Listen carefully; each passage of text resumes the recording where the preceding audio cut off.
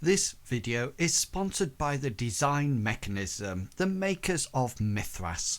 Mythras is a registered trademark of the Design Mechanism Inc., used with permission. All rights reserved.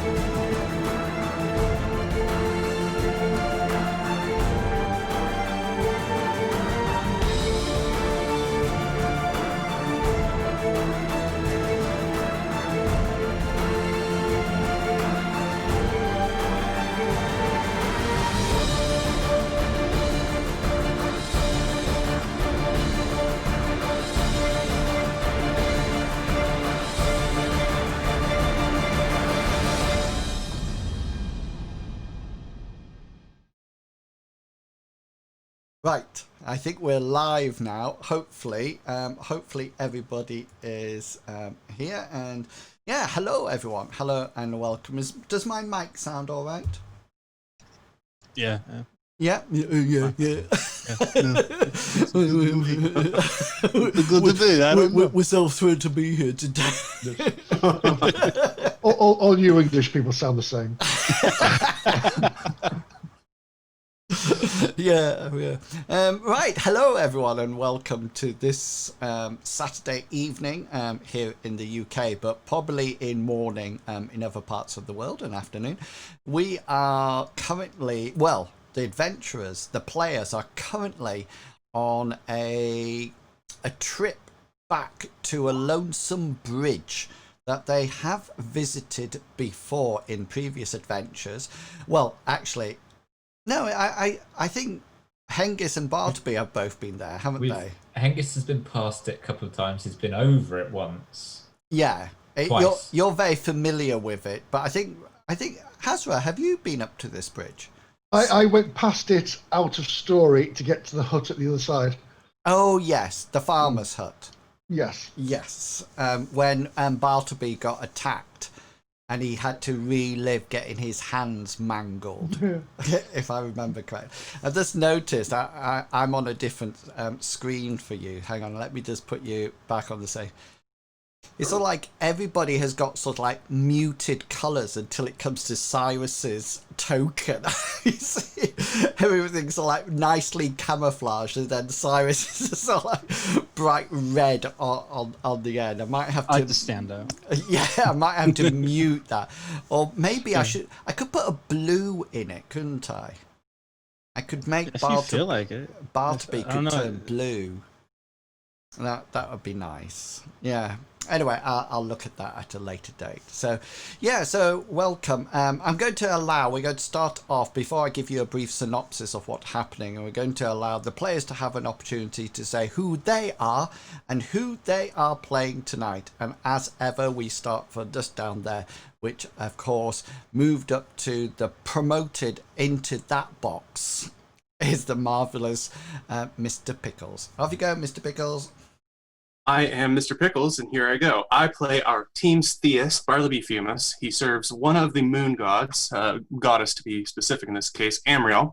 She gives him powers and the ability to work miracles through her awesomeness, to heal people, to cleanse people of poison, disease, bring back fatigue.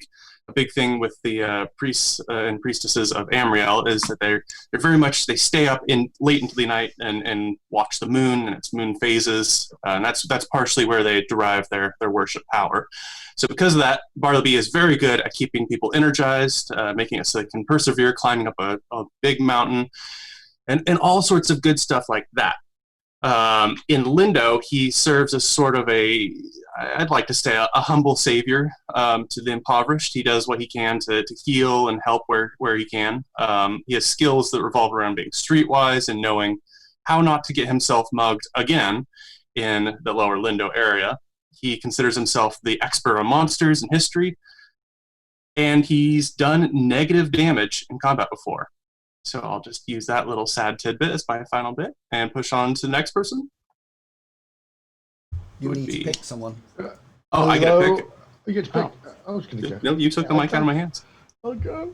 No, man. I'm Medivac, and I play Hazra Khan. He is a nomad from the northern steppes of Odess. You will often see him wandering in the wilderness in his quilted armor, which looks like a lovely grey robe type, tightly wrapped around him, and his face is covered, and he's got a spear in his hand and a scimitar on the side of his belt. He loves to forage, to hunt, to track. He also likes to help people find things where possible, or to find poachers and people who are ill-doers around the world. He has been adventuring with his group for quite a while now, and they do like to go into the city of Lindo, which is one thing Hazra hates doing. So, but he does. He puts it up with it. He goes with them. Yeah, and that's really it for today, I think. So with that, I'm going to pass on to Longshank CPG. Thank you very much, Mayback. Hi guys, I'm Longshank CPG, and I'm playing the character Hengist.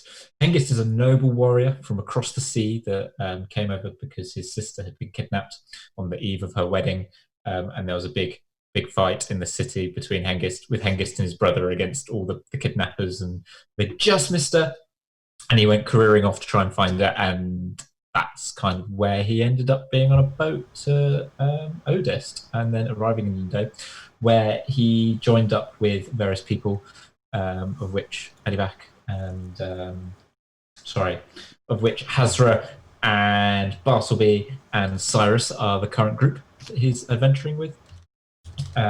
He, as I said, is a warrior, fights in heavy armor with two-handed sword, as a long sword which he uses two-handed, but he can also use it, and he does carry his shield still, with one-handed with a sword and board type style, but not so much recently because he's realised he can swing harder with two hands than he can with one, and Hengist quite likes that.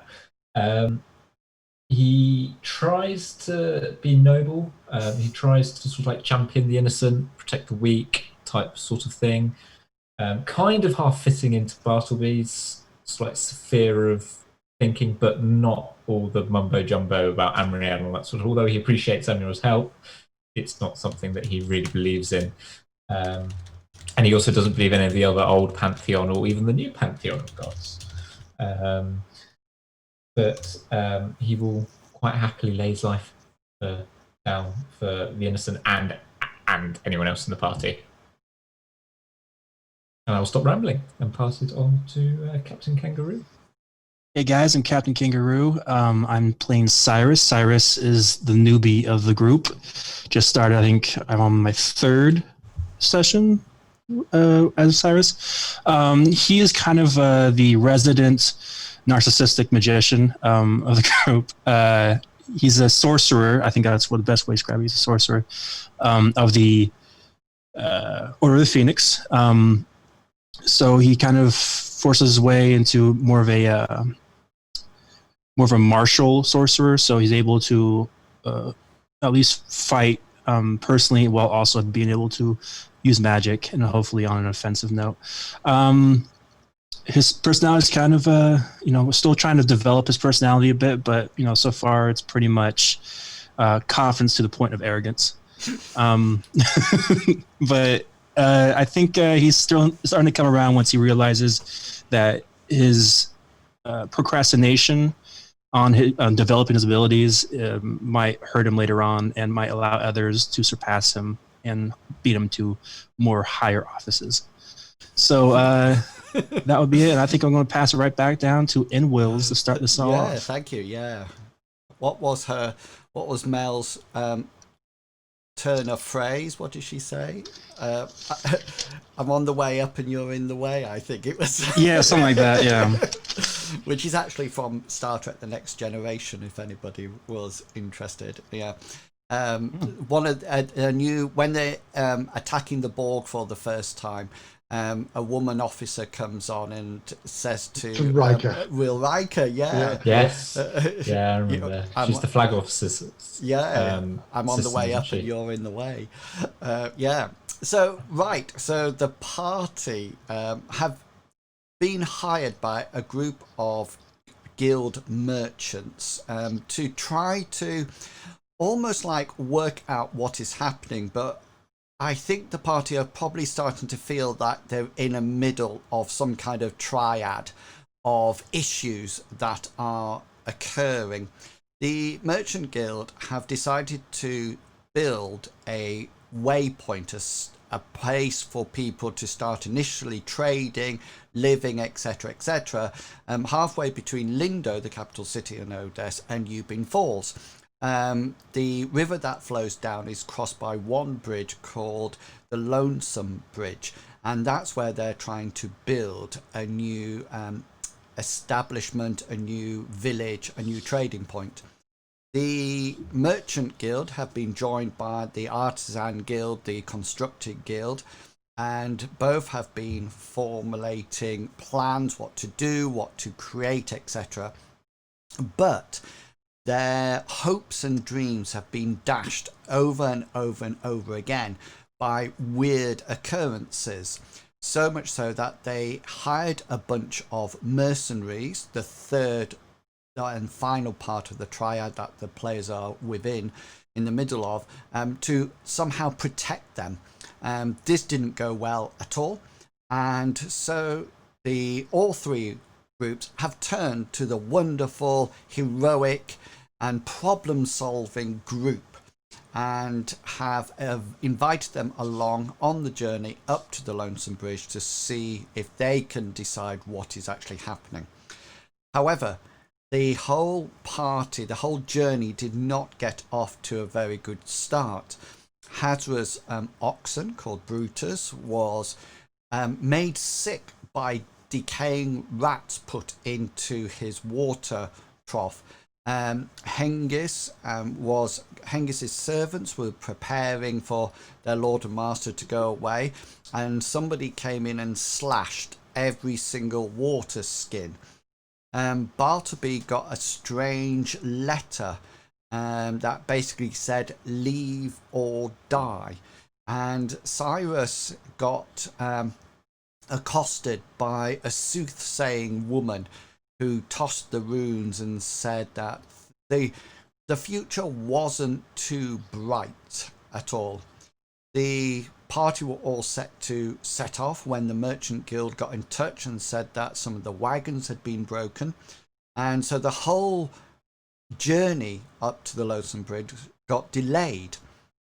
When they eventually set off, they were halfway down, well, they were along the road, and quite wisely they had sent scouts out ahead to ensure that nothing was going to be accosting them. And at the end of the last adventure, one of the scouts came rushing back saying that there was some bandits laying ambush or coming towards them in the distance, and so they sort of like came rushing back, only to be attacked from behind by water goblins who came up out of the water.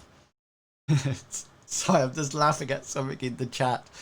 Are Medivac and Kangaroo from the US? So either Mr. Pickles, you're coming across as the best English person around. Yeah. No. I don't know.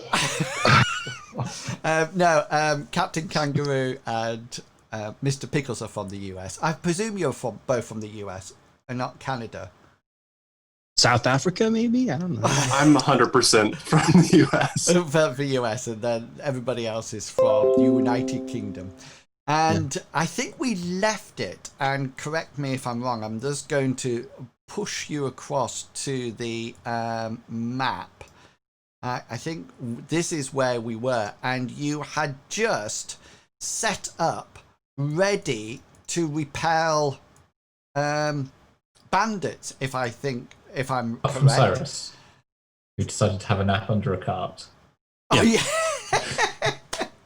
Yeah, Bully Box says, sorry, Medivac, excellent American accent. Oh, well, thank you. Don't say that. It'll go to his head. No, All day long. I know what his next character is going to go with. Yes. Oh, yes. Well, at least it's not going to be his Irish one. It's very, Scottish. in all honesty, guys, it's actually very difficult maintaining an accent in a very long and delicate matter of time. That's really good. I normally try to do Scottish and it goes into Irish and then it Welsh. ends up Welsh and then it Welsh. just That's ends up hilarious. like a pirate. And then do you want to know Don't go that? too parity. That answers the question because I was really confused when I looked at the grid, the map before we started tonight, and I couldn't find Cyrus's character. And I thought, well, That's but why I said now it. I've just seen him. He's hiding underneath. Yeah. He ended being winded, didn't he? End of last episode, so he's having a rest and try to. Got a bit Can tired, take a- but bless his cotton socks. Right, so let me just get this correct. Okay, then. These two guards, these are two of the mercenaries who are hiding in the bushes. Is that correct? I'll just go to the... They're ready for an ambush. ready for an ambush. Hazra is hiding behind a stone. Yep. Yeah. A rock. Yes. What's this guy doing here? He's swimming. I don't know what he's doing. I didn't tell him to do it. Go over there. Did so. we need him in the water? I was just trying... Maybe he felt like he got blood, or maybe Oh, no, I know. It's a scout, isn't it? The one he's having the scout nature is off ahead of- take care of nature. ahead of us. Yeah, he's off ahead of you. And then you've got in the rear, Hengist stood next to the horse, ready to Take the first wave if they take come the that way. first wave. And then this guy here was sent further back to guard the back of the wagon. And then Bartleby, you're down here as well as a rear guard. And Cyrus is asleep underneath the red wagon. Excellent. Okay, then. So anything that anybody would like to say or do before we roll the dice and start off today? I did want to know, I was helping people put cargo back on the cart. That's mostly why I was back there. Not that I was actually a good guard, just in case anybody was thinking that was a Yes, serious I problem. remember. Yeah, because the water goblin got up on this back one and started to chuck things around. Okay, so just to remind you, your luck points will have refreshed. However, magic points, Bartleby and Cyrus will not have refreshed until you have a suitable evening's rest. Okay, then. So we will start off right from the beginning. So obviously, Hazra and Hengist, you're up at the front of the caravan, and so can you start off with, and try not to use all your good rolls really early on like normally happens, try to pace them out a bit. Could you both roll perception checks for me, please? Oh, well done. I did what you said. I've used my good roll. That's it. That's it. Hengist gets a better... No, it doesn't It's get a better roll downhill than from now. Cyrus. Okay, so you're sort of like both in a position to look ahead, and the road's quite straight, and you've got good line of sight, and you assume that the first thing that you're going to see, if anything approaches you, is probably some kind of a dust storm or some kind of smoke rising in the distance. You wait for about 5 or 10 minutes and you don't see anything along the road at all. It seems to be somewhat empty, and you start off all tensed, ready for battle, and then you suddenly realize that it's almost like wasted energy. And Hazra, you hear the two mercenaries over in the bushes sort of like saying, I don't know how long they expect us to wait in here. I don't think anything's coming at all. Look, one of them's asleep underneath the cart. They obviously didn't realise that something was coming. Hearing this, Hazra will kind of whisper loudly, if you know what I mean. That kind of, silence, Whisper. silence! I kill you. No, silence. They may be behind you. They may be coming through the forest. Listen for anything. And you hear sort of like, bloody hell, behind us. And you hear sort of like rustling in the bushes as they sort of like try to turn round and sort of like look left, right, and centre, looking a little bit more nervous. This guy here, had he gone off again? Yeah. Yeah. Yes, he had. Okay. So you wait and you wait, and it's a good. Well, how long do you want to wait? Well, yeah, we minutes. sent that guy to go forward. Sorry, just for that, we sent that guy to go forward, but he was edging the forest to go, wasn't he, rather than on the road? That's right. Yeah, yeah. But go on, sorry, Captain Kangaroo. So Captain Kangaroo I'm cool with just waiting. Captain Kangaroo wants to know. 0.125 hours, of course. Yeah, Captain Kangaroo just wants to wait until he's no longer fatigued. Yeah, that's preferably, but it's up to you guys. I'm asleep. I can't. What's it say on your character sheet to say to recover? Oh, 0.125 hours. So what? So 15 minutes? Yeah. No, it's less than It's that. an eighth. 7 minutes. It's an eighth. Yeah. So, do you wish to wait that length of time? Yeah, that's 7 point. Is that right? 7.5 minutes. Right? Yeah, just over, because 7/8 would be about 56, won't it? Yeah. So you sort of like all wait until until Cyrus sort of like crawls out from the end underneath the wagon, and there seems to be Cyrus, you sort of like look around, and everybody's on that state when you've been alert for a huge amount of time and you had the adrenaline pumping through your veins, and then all of a sudden nothing seems to be happening.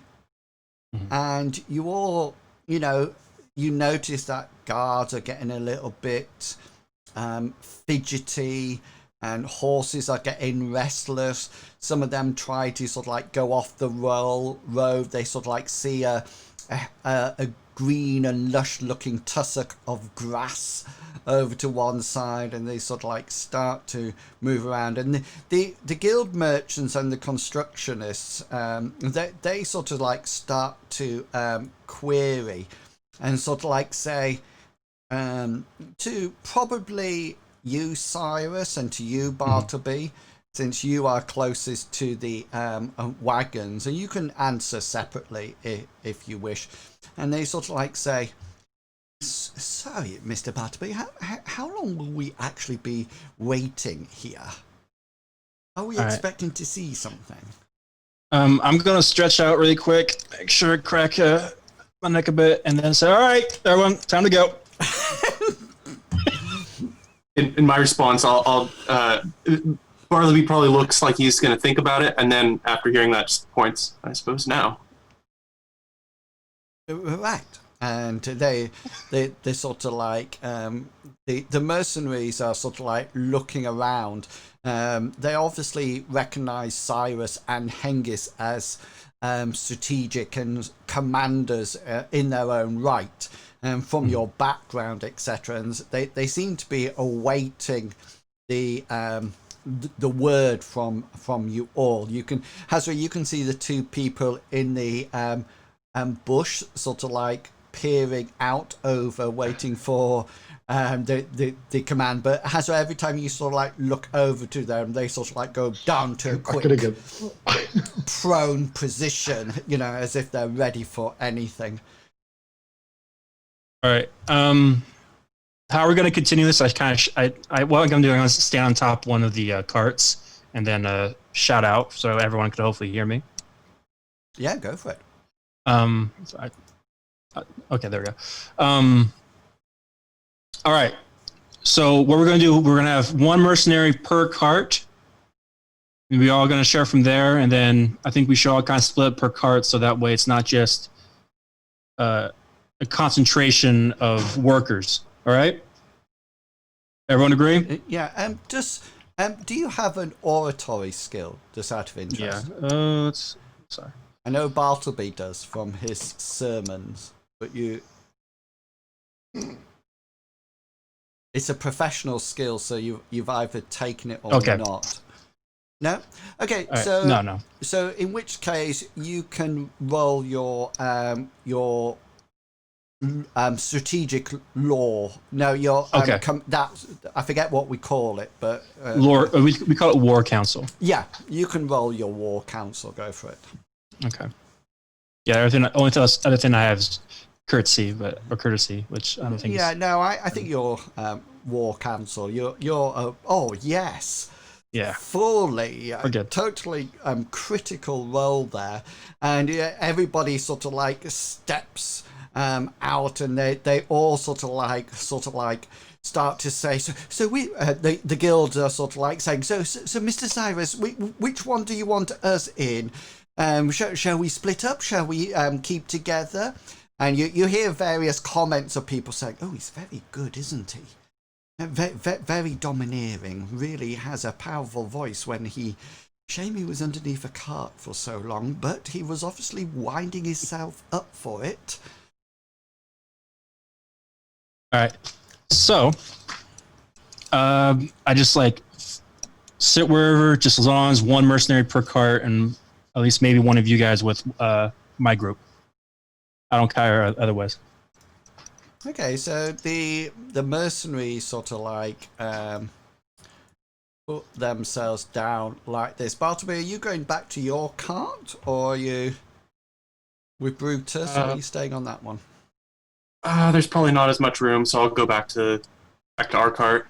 Okay, Hang with Hazra. Yeah, Hazra, just before you leave your spot, just nip back for 2 seconds.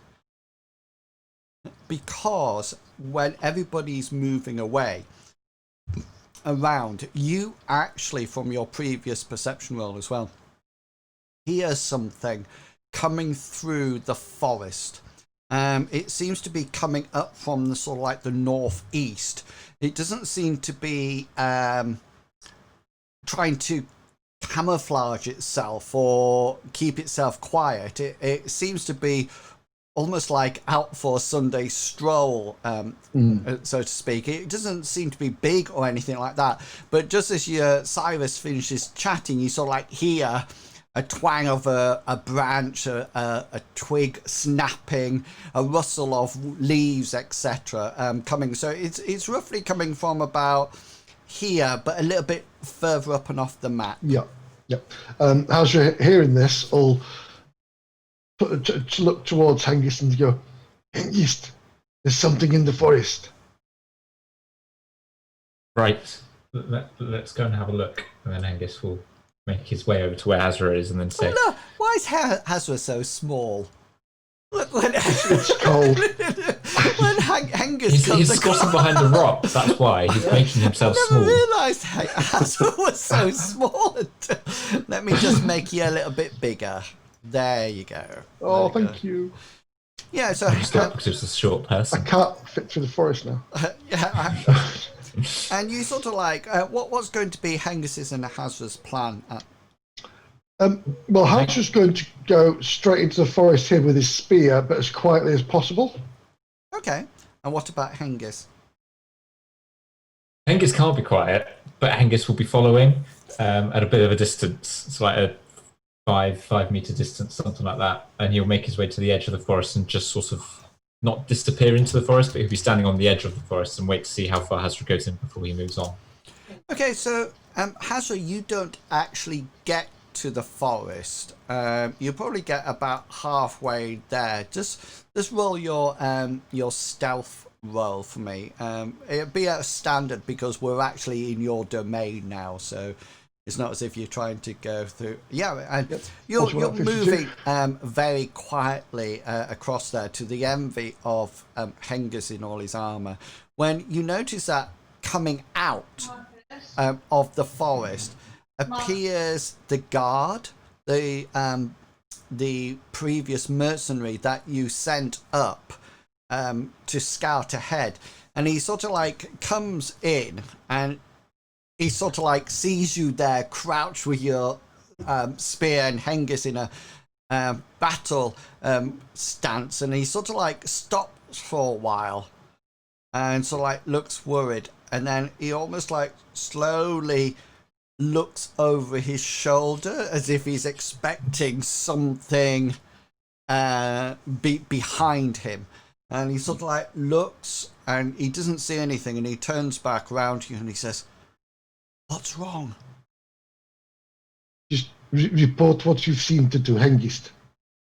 And Hazra will move away. Now it's seen it's him, and there's no danger. And he sort of like Hazra moves away, and the mercenary comes up to you, Hengist, and says, "It's all clear, sir. There's nothing up there. I think the previous bandits must have decided to go in a different way or a different direction. Luckily, I stayed around for some time and couldn't see anything." That's good to know. Thank you. Well done for that. But we'll be ready when we're making our way up the road anyway, just in case. Yeah, Hengist, could you just make for me a perception roll? I've made my one good perception roll in the evening. Oh! I jinxed So it. close. So close. And Put the clock forward. I take minutes. No, I'm joking. He sort of like looks around and sort of like sees his people sort of like spread around, and sort of like says, he says, I'll go at the back with the oxen," and sort of like comes down to your wagon. And is the plan now to head off again? Well, Hengist will first make his way to where Cyrus is, just to let him know what the scouts has said. Okay. And I'm assuming the chief guard is chief mercenaries around at that point. So out of the 3 or 4 of them, he will be there as well. So Hengist will pass on that knowledge. He'll say, "Scouts come back. You can't see any sign of the bandits up ahead. But I think we should proceed with caution just in case. Great. They could be laying an ambush by now." All right. Okay then. So tell me, how are you progressing now? Cyrus, you're currently stood on the back of the wagon, in your domineering leadership way. There's going to, obviously, each one of the wagons will be controlled by either a mercenary or a guild member or a construction person. What's going to be, you do have all the mercs that are on the actual have tokens if you wish to allocate them to anywhere, or to give them any job. So if you could just quickly tell me where everybody's going to be and what you are going to be doing as characters, and then we'll move on. Well, we still need one. So Hazra will go up. He's on with Brutus at the moment, and he'll mention across to where's Cyrus? He's right up there. He's right up at the front. Sorry. He'll shout across to Cyrus. We still need somebody to go ahead and scout. Maybe send a different mercenary this time. I point at. So which one was a scout? Which mercenary was a scout? The one that's next to me at the moment. He was a scout, wasn't he? But there's Right. anybody can go. I point to the run right next to me and say, "Hey, I need you to go ahead and run up forward and I want you to scout ahead." And he sort of like snaps to after your critical roll beforehand. They obviously regard you as a leader and somebody to sort of like take orders from. And you also just Cyrus, just roll an insight for me.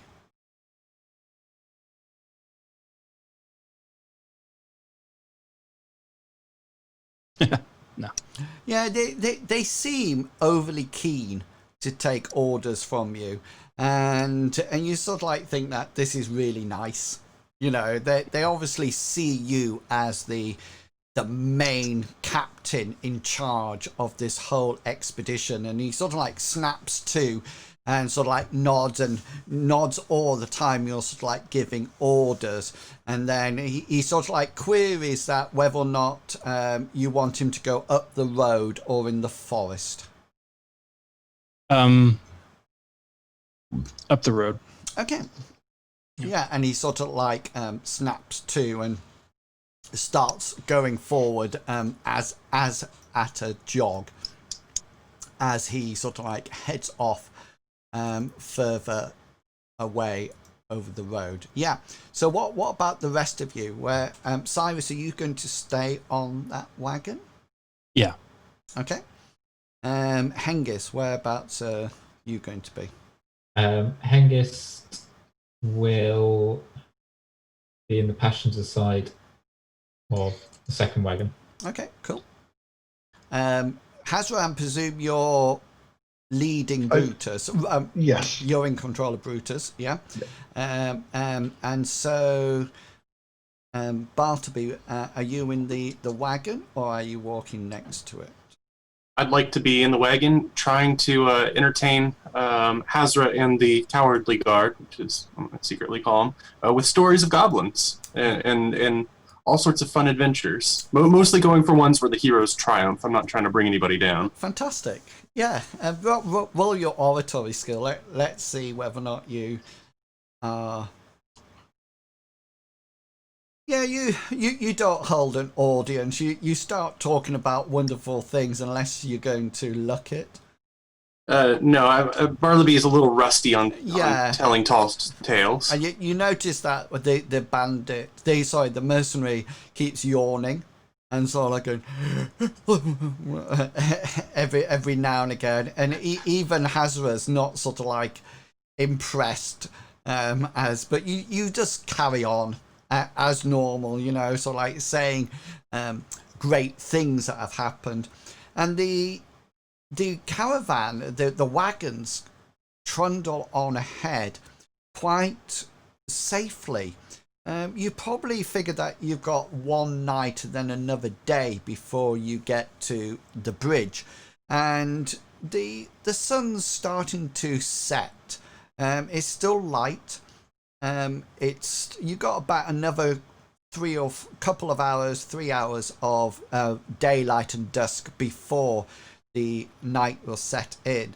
But it's at that point, Cyrus, that you notice that not from straight ahead, he comes from out of the forest. So you don't see him from a long way off. He just sort of like comes out of the forest. He doesn't come out of the forest level with you, comes out within eye distance ahead, and he sort of like comes running out, and he sort of like comes straight up to you as the wagon obviously comes to a halt, and everybody stops their wagons, and he sort of like comes up, and the first thing that you notice is that he has been running or been doing something very strenuous. He's very red in the face. He's out of breath.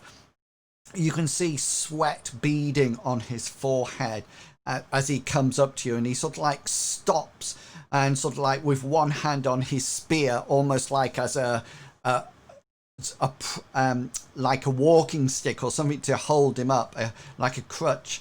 He sort of like leans on it, and he sort of like gets his breath back, and he sort of like looks at you, and it comes out in sort of like a series of one words, and he sort of like says a word, and then he sort of like gasps for breath and swallows and says another word, and you get out of him that he sort of like goes, body in the tree, hanging there. And he sort of like points further up into the forest. All right. I signal for the rest of the companions, for Bartleby and everybody to come. I shout for them to come to me. Cyrus puts his hand up and clicks his fingers, which generally means Everybody to He's looking for a waiter. Yes. Yeah, so you have control over your tokens. I'm not moving you. Bartleby will definitely come up to see what the finger snapping's about. There's something about I'm waiting for if you're all here. Yeah, they're all there. I just want to put my rock over here. Good. Nice rock. All right. All right. Apparently, there's a body hanging from the tree up for us, so I was thinking maybe us four go check it out. I shout for which one's the leader of the? Is it the guy in the green circle guy over here? Yeah, it can be. Okay. I shout for him to stay here and protect the caravan. We're gonna go up and see what's going on. I'm gonna ask the scout to show us what he's yelling about or gasping about. Okay. So Hazra, Hengist, and Bartleby. Can you roll your locale skill? I'm using it as a memory roll at the moment. Hazra, Hengist, just use your normal one. Don't use anything that's altered by anything. Oh, so yeah. So Bartleby, when you hear the story of the person hanging from the tree, it stirs a memory in your head, and you remember the time that you went out against a woman who was called the Shrike. I don't know if you actually remember. I do. I was going to interrupt you and say it. Yeah. But yeah. So yeah, so you, Bartleby, you actually remembered this at this point, so you can actually use that information that you have as a player with your character. Sadly, nobody else sort of like Hengist is like, what? Hengist is like, where are we? Yeah. Yeah, so Bartleby, you can use that information if you wish. It sounds like something that could generate a very, very volatile spirit. I think it's our duty to lay the spirit to rest if we can, so that nobody else gets hurt. But we need to be careful. Cyrus, didn't you say you have experience with spirits, or was that somebody else who was a Phoenix Order sorcerer? Experience with the spirits? Not much of a spirit guy. Not really into that stuff. Oh, that's right. No, You were honestly, drinking spirits. Yeah, drinking spirits. That seems to be more of my forte. But we can check to see what this dead body's doing and how it got there. That'd probably be an interesting fact or interesting approach. Just another point. It's getting dark soon, so maybe while we're doing this, the guards and the merchants can maybe set up camp here, perhaps. You're a smart guy. I agree. Well, I know how dark it can get. Yeah. So, I approach the leader of the mercenaries and also the leader of caravan as a whole, and tell them to set up camp. We're gonna go up ahead and check out what's going on. Cool. Right, I'm just making sure that I didn't nick a horse from this setup here. Okay then, so the just before, do you want the wagons in like a protective circle? It really looks like the mercenaries are sort of like looking to Hengist and Cyrus as for inspiration here, and you sort of like say, get ready for camp, and they sort of like say, would you like them in a circle, sir, or shall we put them off the road or leave them on the road? What do you think? Put them on a semicircle on the right side of the road, point towards the forest. Okay. They can do that. And so you then, they sort of like nod in agreement and sort of like start to herd people around and wagons around. And you notice, you sort of like hear the guild merchants are not sort of like too happy that the mercenaries are taking control, and they're sort of like saying, I wonder who put them in charge? So things like that, and so like this, and there's quite a lot of murmur that the construction people seem quite happy with it, but the guild merchants seem to be a little bit, and you notice one of them says, well, I mean, if Hengist had told us, then we would have been more than happy to actually do it, but mercenaries, I mean, I think we're actually paying them to protect us. And if you sort of like hear it, sort of like look around, they sort of like smile and nod and sort of like wave and sort of like say, oh yes, jolly good idea. Yes, let's do exactly what the mercenaries tell us to do. And you're not too sure whether or not they're being sarcastic or actually following orders. So you four, what's going to be your plan of action? Are you going up the path and then into the forest, or into the forest? Let me know about that. You guys think? I'm assuming we just kind of. I'm just going to follow what the scout knew the way there, so I'm just going to follow whatever direction he goes and lead the way. Does that sound ideal? Yeah. I'd like for Bartleby to get his lantern prepared in case it's getting dark, so he doesn't have to fumble. Not lit, just having it out in hands and ready for dark. Yeah, if it's... what time of the day would you say it is? It's the sun's setting, Okay. so it's not going to be fully dark for another 2 or 3 hours. It's going to be that balmy summer night feeling to start off with, and then daylight will spread on for a while, and then it will eventually get dark. But you've probably got at least 2 or 3 hours before it's actually completely dark. Yeah, we'll just I'll just follow the scout. I guess we'll just kind of march around. Hazra the scout, or are you taking a merc with you? We're taking the original merc who found the body.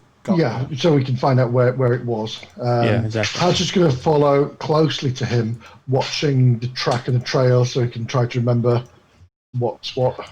And see we'll leave the other 3 mercs with the rest of the caravan.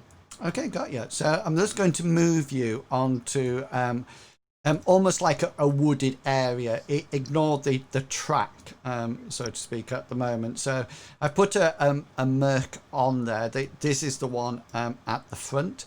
How's the rest of you going to be positioned? You can be further apart if people want to go through the undergrowth, and that's absolutely fine. Everybody seems to be good. I think Bartleby should be a little more in the middle. I wanted to at least be close to Hengist, since I'm going to detract from stealth, since I step very loudly. Yeah. So Hengist, if Hengist will probably go in the middle, unless Cyrus wants to go at the back. If Cyrus wants to go to the back, if he doesn't, then Hengist will happily go at the back. I'll go in the back. That's fine. Cool. Okay then. So the merc is leading, and Hengist and Bartleby are walking hand in hand. I was about to stay holding hands. I keep tripping, and it's going to get annoying for everybody. So it's just going to hold my hand. And Hazra, you're sort of like you're probably cursing a bit now, because you're sort of like in your natural domain at the moment, and you're just sort of like doing that. What do druids have in Dungeons and Dragons? They pass without trace. That's it. And Hazra, you're sort of like passing without trace and sort of like avoid. That you look behind and there's no sort of like trail that you're leading. But every now and then you hear from a back as Hengist whacks into a branch, or Bartleby curses as he steps in a puddle. And there's a lot of noise going on, and the mercenary sort of like starts off very confidently, and then gets to the part. You're about 20-30 minutes walking. He's probably covered this speed a lot quicker running back, and he stops and he literally points, and you notice that's just sort of like here, using all my artistic skills, there is most definitely a body hanging from a tree. It looks like it's hanging. You can definitely see from where you are, Hazra, there's a rope. But you make a perception check for me, Hazra, because you're good in the natural environment. 50 out of 92. Nice, yeah. It's not, when he says the rope, it's not hanging the person. It seems to be going across his chest and under his arms, then up at the back, if that makes sense. Yeah. So he's literally hanging there. He's not hanging from his neck at all. And you can see him there, and he's literally just hanging. And the mercenary sort of like takes a bit of a step back at this point, almost like saying, yeah, well, Hazra wants to turn to the mercenary and say, "Good work, man. Now go back to base. Go back to the camp and help them out there, please, and make sure there's something warm for us to eat when we get back." Yeah, and he sort of like looks away, and hopefully he seems a bit puzzled where he is, and you probably say that way, you know, and he sort of like nods and heads off, and he sort of like runs past the rest of you, and he sort of like says, good luck, and heads off back to the camp. Yeah, well, again, Hazra will look behind at everybody else and say, as quietly as you can, let us move forward. I know, it's like, yeah, carry these bells for me. Yeah,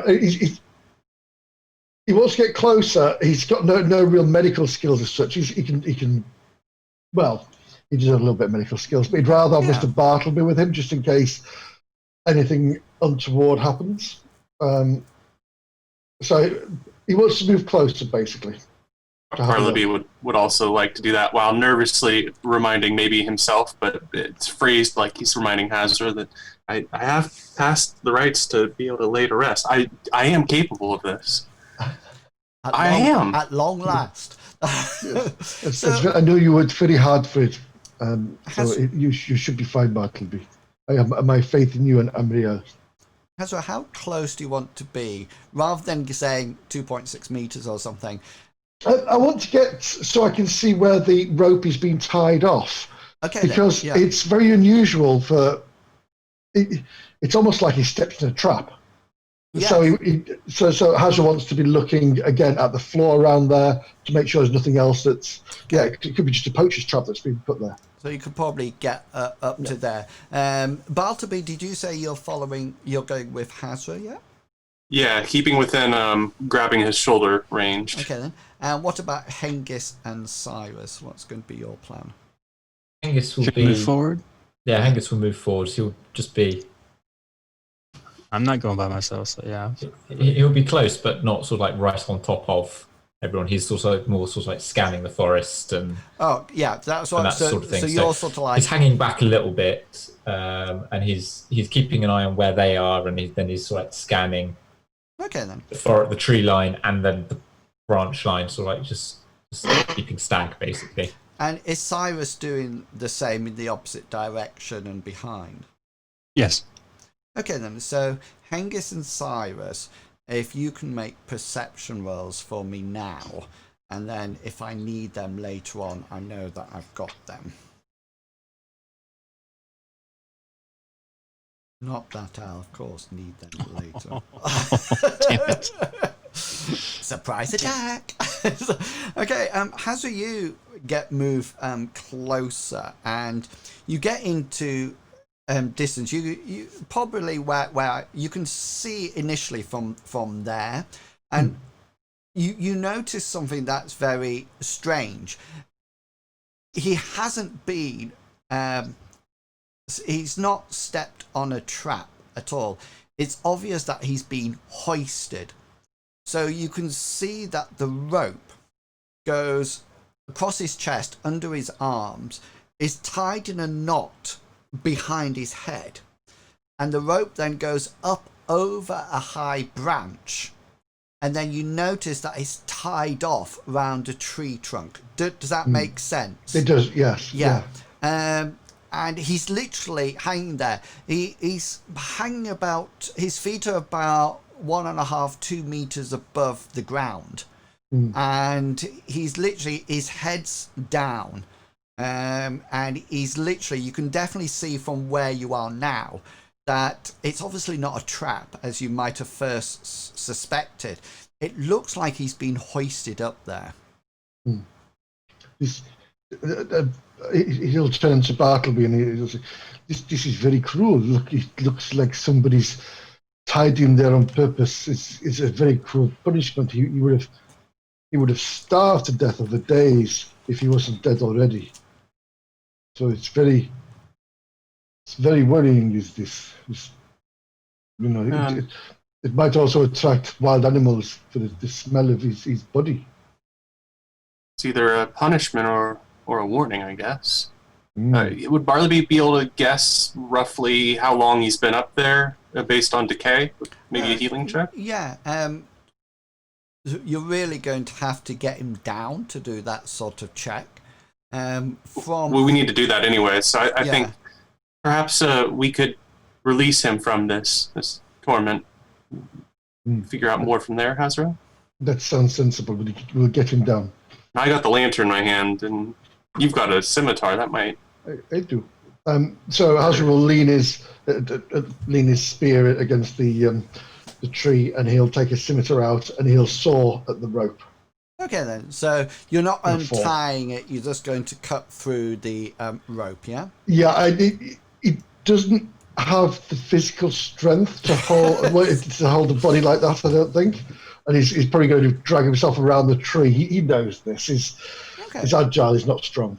So. Yeah, so you no brawn rolls are needed as you cut through the rope, and you notice that just as you don't actually get right the way through the rope before the body falls. You know, it gets to a point that there's a few threads of rope left that actually snap, and then the body falls that 1.5, 2 meters down to the floor, almost in a crumpled position. Bartleby, you can approach now if you wish and do some medicine checks if that's what you wish to do.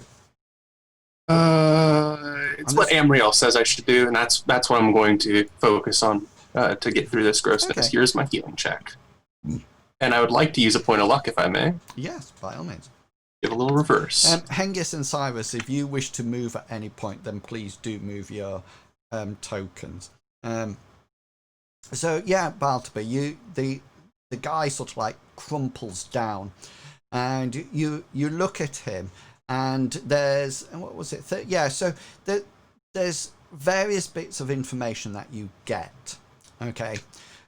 Number one, the first thing that you get is that it's quite obvious how this person has been killed. He's had his throat cut. That's how he's actually probably met his demise. However, the other thing that you notice is that there's nowhere near the amount of blood here that he has had his throat cut here, if that makes sense. That wound looks quite old. It's probably how he met his death, but it looks quite old. And the third thing that you notice is that he's been dead, you think, for a day, maybe 2 days. He's quite stiff as he hits the floor. But there's no sign of rotting. There's no decomposition at the moment. Rigor has set in, but that's about it. The other thing that you do notice is that you think he's probably more from the slums rather than, Lindo, the town, or Noble Hill. You notice that he's very grubby. You figure he's quite old, about 60 or 70 years old, which is coming close to the natural lifespan of slum dwellers. He doesn't look like you can. He's dressed in rags, breeches and a tunic. He doesn't seem to have any boots on his feet, and he has no other sign of belts or purses or any kind of goods attached to him at all. I'll relay all this to the group while I'm looking around and trying to figure anything out. And then conclude it with, who's going to help me dig a grave?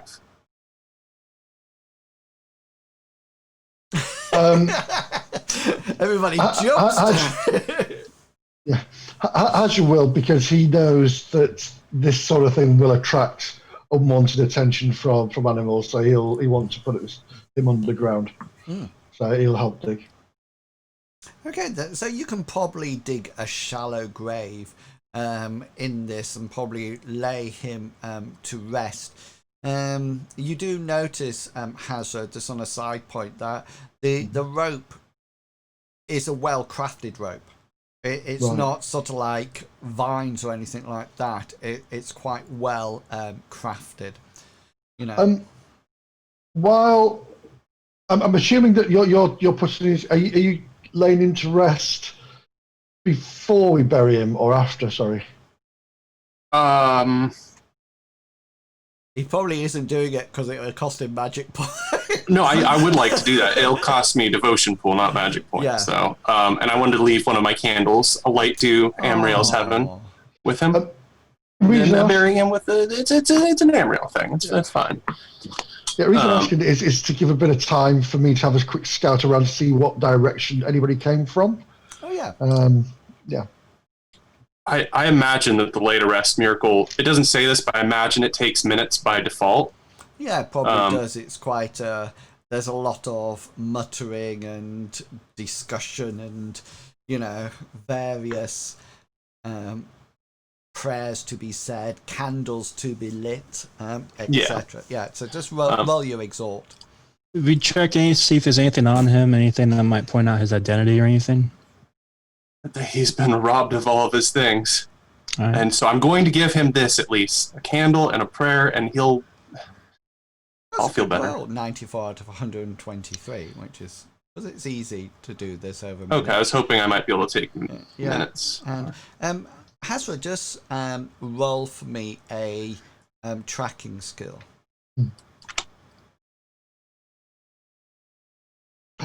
Oh, nice. Okay, then. They went that way. Just you figure there seems to be a lot of flattened ground around the base of the tree. Not necessarily out where he was, but you probably think 2, maybe 3 sets of footprints there. You can also tell, because you got a critical roll, I'll give you some more information, that they seem to be wearing sturdy footwear. They're not bare feet. They definitely seem to be booted in some description. And the other thing that you become aware of is that they actually came from the road.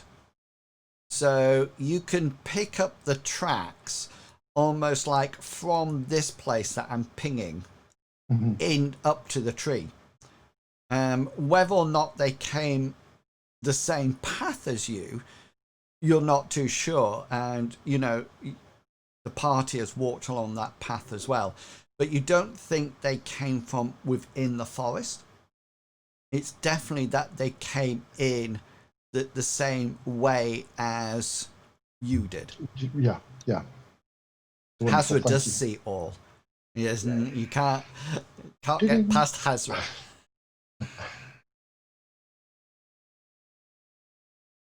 Right. With that, we shall finish digging the grave and put him to rest, and then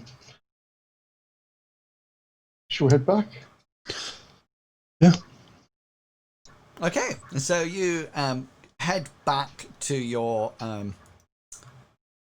to the caravan, and you notice that it's all been done as ordered, Cyrus, and the wagons are in some kind of semicircle as you do require them to do, and the merchants and the guilds, the construction guild and the mercs themselves have sort of like created 3 separate fires, small ones, although the guild merchant one is quite impressive.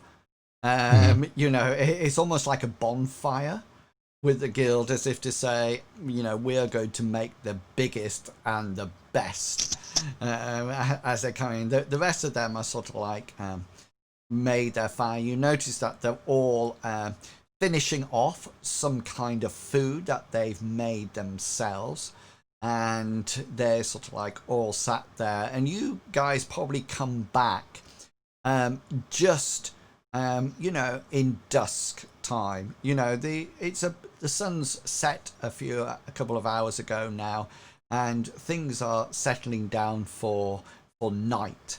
The only thing I wish to know before night happens is whether or not you, as a party, the mercs will set watches.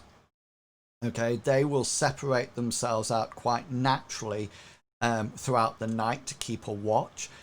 However, they sort of like shared this plan with you, and they're Cyrus and Hengist, and they're interested to know whether or not this is the best thing to do. Do you wish to accompany them? Is there anything they should be aware of? I'm assuming we're going to sleep probably 6 to 8 hours, right?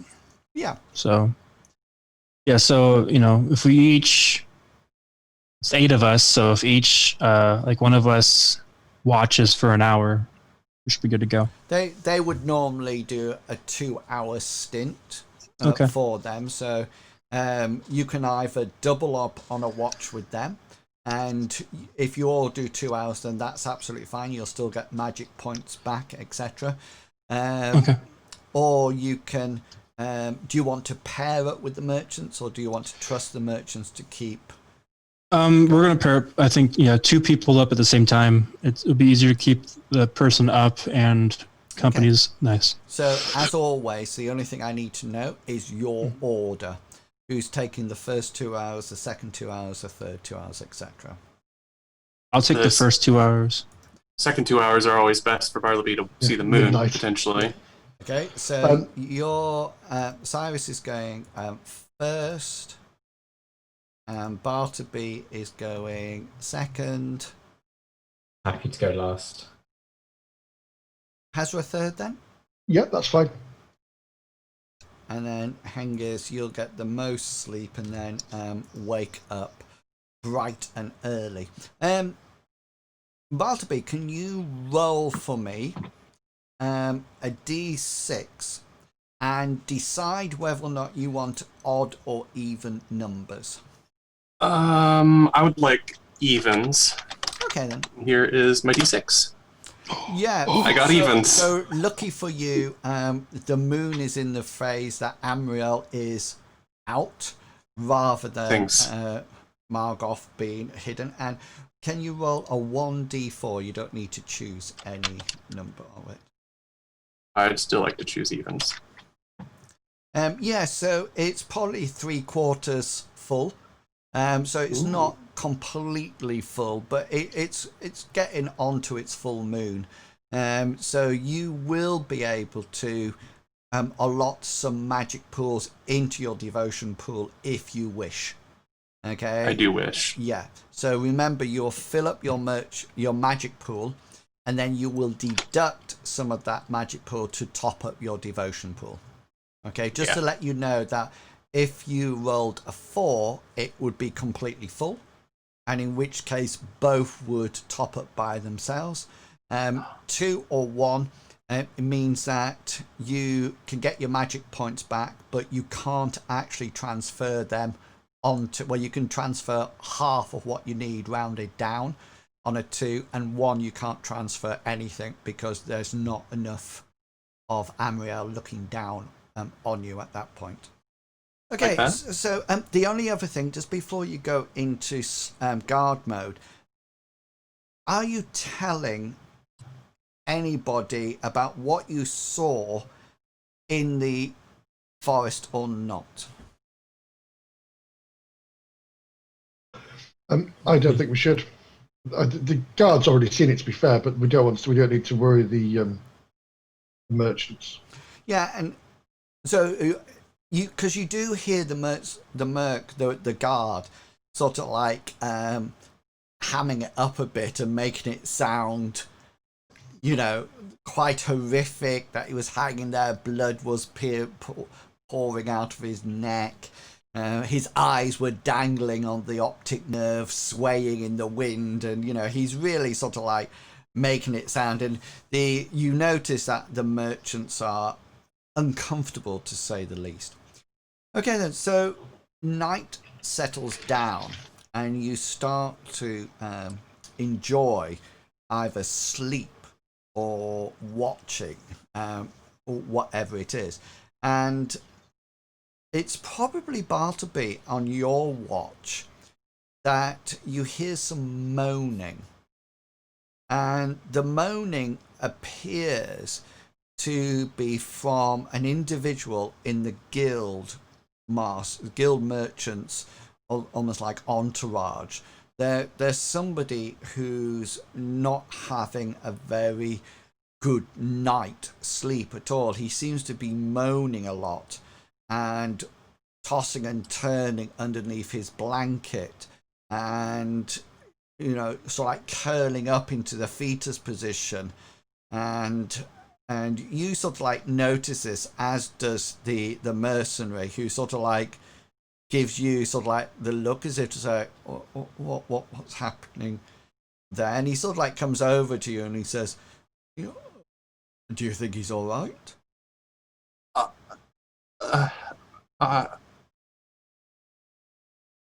He might. I'll go investigate. Okay. I'll go over there and to see. Well, I guess I wouldn't see much different getting closer. It is definitely asleep. No, he's awake, and he's sort of like, he seems to be in pain. Is everything okay there? He's sort of like clutching his gut, and he sort of like sees you and he says, "Oh, awful pain, awful pain." Perhaps you ate something unpleasant. You're not wounded, are you? And he almost like suddenly thinks about it and sort of like checks out his body. He says, "No, just in like this." Well, would I be able to use a healing skill check to determine what might be problem? Yeah. I'm guessing indigestion, but yeah, go for it. I would presume Bartleby would have some words, like, I don't know. Yeah, you spend some time sort of like checking him over, and the first thing that you notice that he's actually running some kind of fever. He's very hot. You don't think it's indigestion that he's got. You probably think it's more poison, that he's been poisoned somehow. You're not too sure whether or not it'd be life-threatening or not, but he's certainly not in a very good way. And the thing that really worries you is his temperature at the moment. It's soaring, and that's almost like leading you to this idea that he's been poisoned. Yeah, and I don't want anybody dying on my watch. So is he able to walk? No, he's literally curled up in pain. You notice that other merchants are sort of like waking up and sort of like saying, "No, is he all right? Is he all right?" Okay, well, and I can't get people to sleep. I was trying to maybe get him to a quieter area so that I wouldn't disturb people's sleep. I'm going to attempt to call on Amriel in the light of the moon to cure his malady. Okay. Yeah. And hopefully there's luck. Yeah. Nice. Yeah. And you tell me what your cure malady looks like or sounds like. I imagine that, especially in this perfect circumstance where the moon is glowing down on me, Barleby probably raises his hands up, and they don't glow themselves, but with the light on them, it's almost as if they're glowing. And then he'll put his hands onto the chest or the shoulders of the merchant, and I imagine removing the poison, like it probably comes up through his mouth or something. He purges himself of the poison. Nice. He sort of like vomits up the stew, and sort of like out comes the infection. I'm reading or listening to a novel at the moment called Chain World, and the hero's just being poisoned by something in his neck that keeps getting all black and blistered, and then it sort of like pulses out. It's quite disgusting, but it almost like reminded me of that he was sort of like bringing up the badness, so to speak. And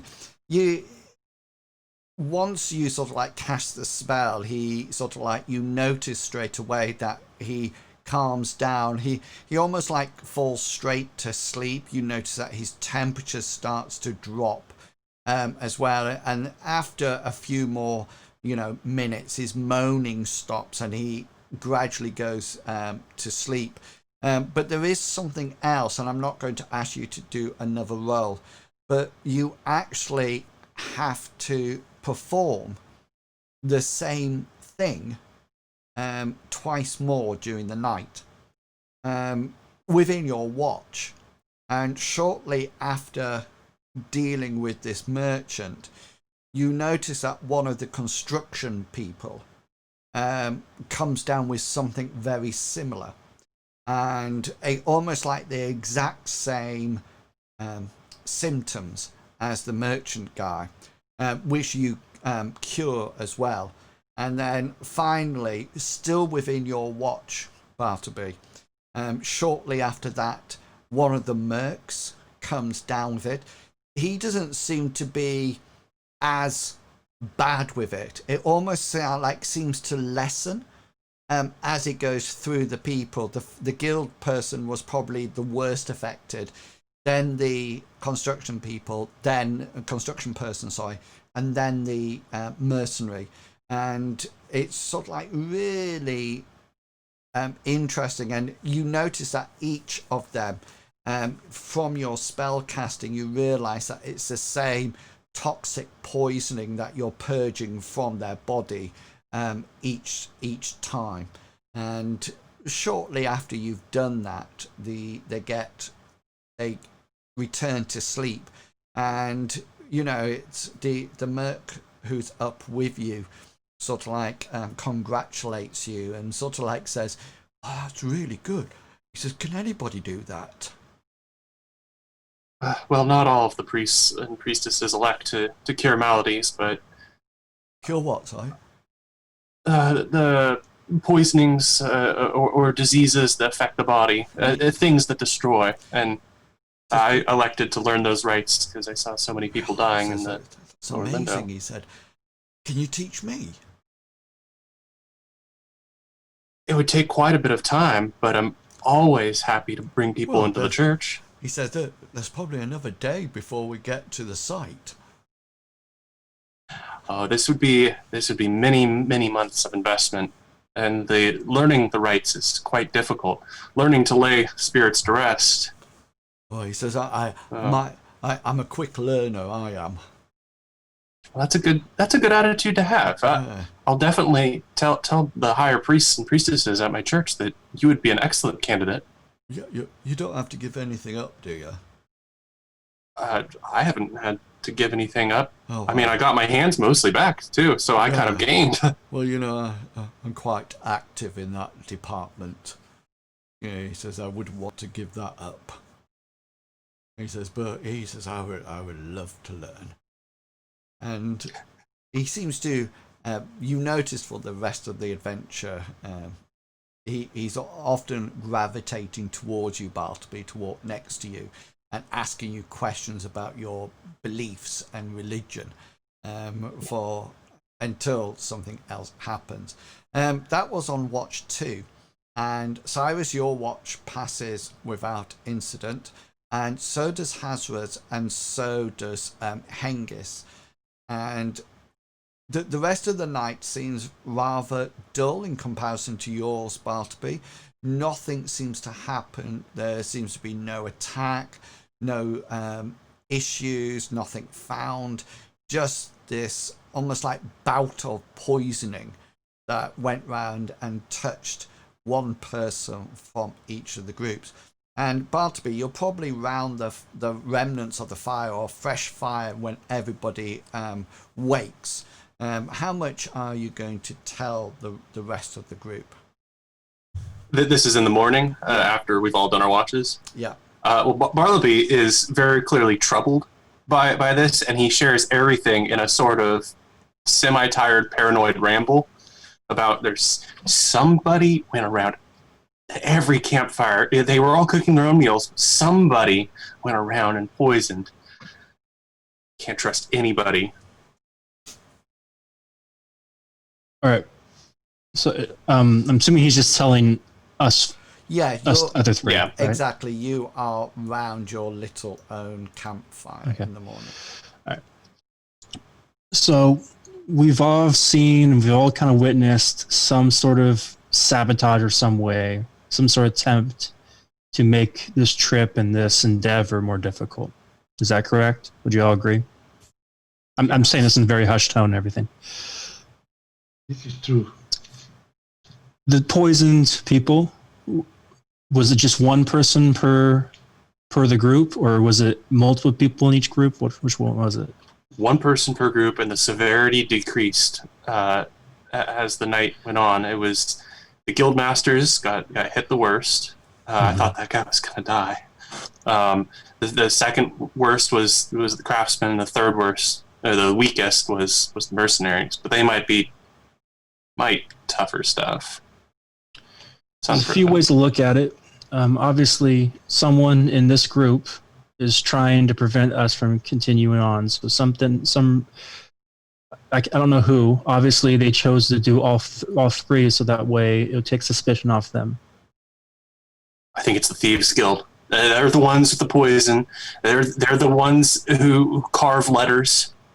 I gesture with the leave or die letter that I have in my pocket again. What's their motivation? What's their motivation? They hate us. We majorly affected them, and we thought that we got Sniffer to... I thought we shut him down so that he knew not to mess with us, but... He must have just gone further. But here's the thing. They're attacking people to make our job more difficult, but they're not attacking us. Correct? You're correct.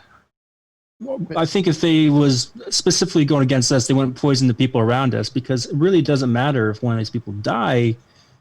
In the long scheme of things, it just makes our job more difficult. Unless they're not our friends, they're our employers, correct? Unless they're trying to ruin our reputation by making us fail this I don't know what you guys did to get so many damn enemies. or maybe perhaps they are trying to stop this new merchant town from being built because it's maybe away from their domain. They would. Could be. Thieves Guild, they're all rats. Just all I say this is, don't tell everybody what's going on. They'll probably tell each other. The biggest thing is just keep an eye out. I personally believe it's someone within the group. My assumption, personally, I think it's the guild masters, because they seem to be hiding something. Everyone around here is saying they're hiding something. So let's play along. Pretend like we're not running these issues. There's going to be something later on, and maybe one of them will do something stupid enough to where they reveal themselves. But for now on, just keep an eye, and hopefully there's not that many deaths. Right? That Yeah, I sounds agree. very sensible. All right. Okay then. So Just watch your back. just before we go for the break, Bartleby, Hazra, and Hengist, can I please mention all the wonderful safe journeys you've had across the wilderness with no poisoning at all Thief skill. on this one, Cyrus. And just Thieves Guild. just before we go for your break, so you can have a think about it. You notice that as you're just finishing talking, Cyrus, one of the guild merchants comes along, and it's sort of like says, "I'm dreadfully sorry, but I heard that poor Benjamin was severely ill during the night. Is it safe to continue, do you think?" And we'll leave it there for the break, and you can answer the question when we return. So we're going to take a quick 10-minute break to grab some more coffee, snacks, or whatever. Please go and stretch your legs, grab some caffeine or alcohol, whichever is your favourite tipple. And people who are in the early morning, probably not alcohol, go for tea. Tea is a much better option. Okay, and we will be back in 10 minutes, so please do not go away, or if you do go away, make sure you come back. See you soon. That's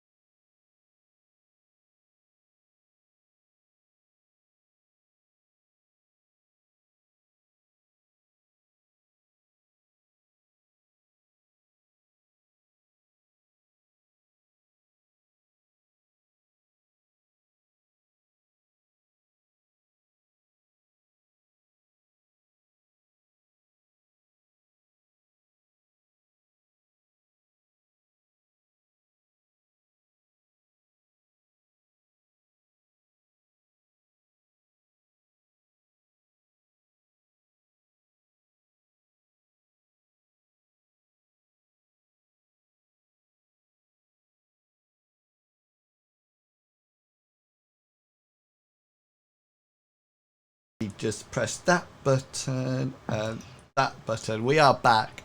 We're talking about chili stuff. Not chili as in cold, but hot stuff. Somebody once said that I would like a kind of curry that basically is pale yellow. It looked like it was made out of cream, to be honest with you. Oh, korma. That's it. Yeah. Oh, my giddy aunt. That chicken korma. It was... You can get veggie korma. Well, it was it was before I was actually a vegetarian, because I haven't been a veggie all my life. But it just tastes. The family and I, we did a New Year's resolution one year, every month, to go out as a family to eat at a new style of restaurant right the way through. So we went to an Indian, we went to a Greek, we went to an Italian, so forth and so on. When we came to the India one, I had to have egg and chips. Traditional Indian meal. Yes. Honestly, the smell, it wasn't good. Oh, God. But Chugga Wugga loves hot, spicy stuff, and I just detest it. What is it? Falafel.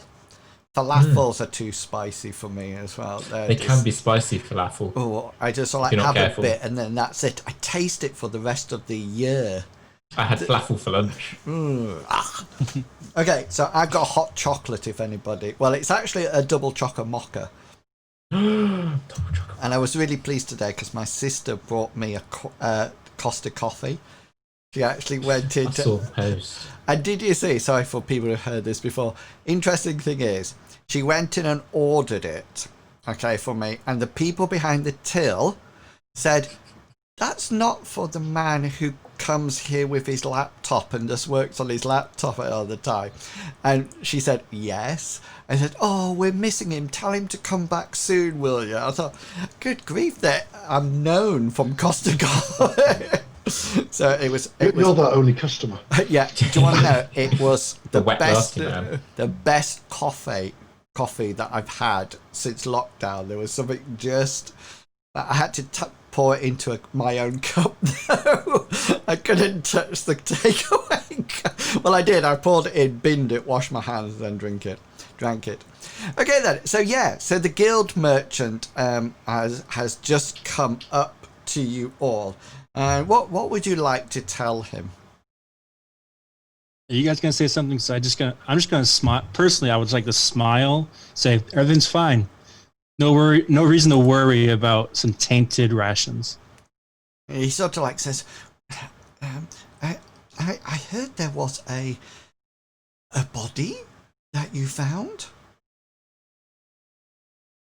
Yeah, there's a poor traveler, but we took care of him.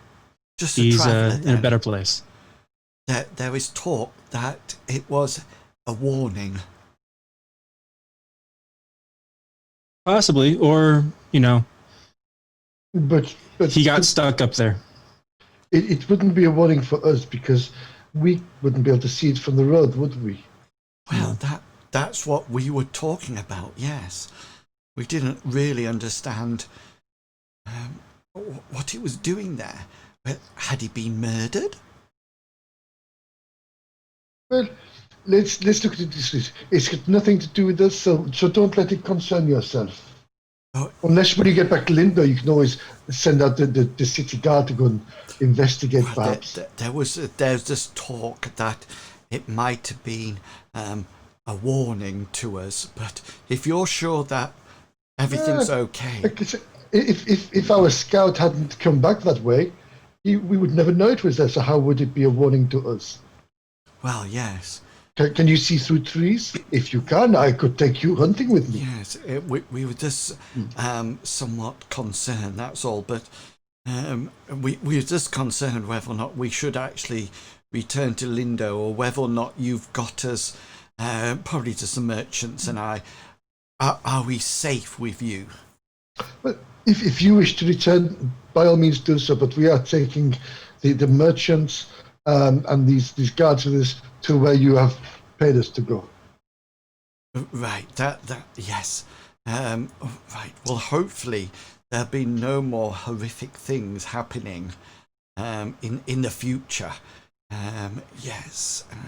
We thank you, Mr. Ezra, for that confidence that you've given us. I will return to my group, and we can go from there. And he sort of like nods and sort of like walks away, and you can tell that as he walks back to his own group that there's very much a sort of like there's almost like huddle around him. There's almost like say, so what did he say, you know, and they take it on, and there seems to be some nods and discussion about it, but that's about it. And today is quite a pleasant day for travelling. The sun's not too hot. There's a light breeze that's keeping you all cool as you head off on probably another day's journey to actually reach the Lonesome Bridge. And the actual day goes quite uneventful. You send out scouts as before, but they come back and report nothing on the road. And even when you ask them to, go into the forest, they report nothing in the forest at all either. And the whole day seems to be a complete and different day from the night before, when there were so many encounters going and so much happening, and this day almost like seems dull compared to yesterday. And eventually you see at the distance that the Lonesome Bridge is coming into sight, and you start to almost like see something on the road round the bridge. Could be a post, you're not too sure. And as you actually approach the site, you notice that all the discussion in the party, in the wagons, all the chattering stops, and you weren't actually too sure what to expect this site to look like. You know that they've been there twice and tried to create some kind of trading post, but you weren't you didn't think it would be like you see it. The buildings, for want of a better word, were to be constructed on the west side of the bridge, so the opposite side of the bridge to the forest. However, as you approach and get closer, you can see that there's some kind of footprint of a building marked out, but you also notice that there's very limited construction. Each of the buildings, there's about 2 or 3 of them, one quite big, one medium, and one quite small. The footprints of those buildings have been marked out with wooden stakes, but some of the posts have obviously been pulled out of the ground and just sort of like lie on the ground now. And as you sort of like approach the area, so you're sort of like on the eastern side of the bridge, so you can look across the bridge and see, you notice that, to be honest with you, this doesn't look like a construction site at all. It looks almost like a few posts have been dotted around somewhere, and the caravan sort of like comes to a halt, and the merchant sort of like comes up to you all and says, what do you want them to do? Do you want them to go across to the site, or do you want them to stay here? They're waiting for your instructions. All right. Merchants, workers, and once you guys have set up construction areas to get ready, we're going to check to see the entire bridge or the entire, construction area to see if there's anything that we need to take care of. But besides that, we'll get back to you. Just stay, continue to do what you're doing, and we'll and tell us if you see anything out of the ordinary. And they sort of like agree, and they sort of like stand on one side of the bridge and looking across in there.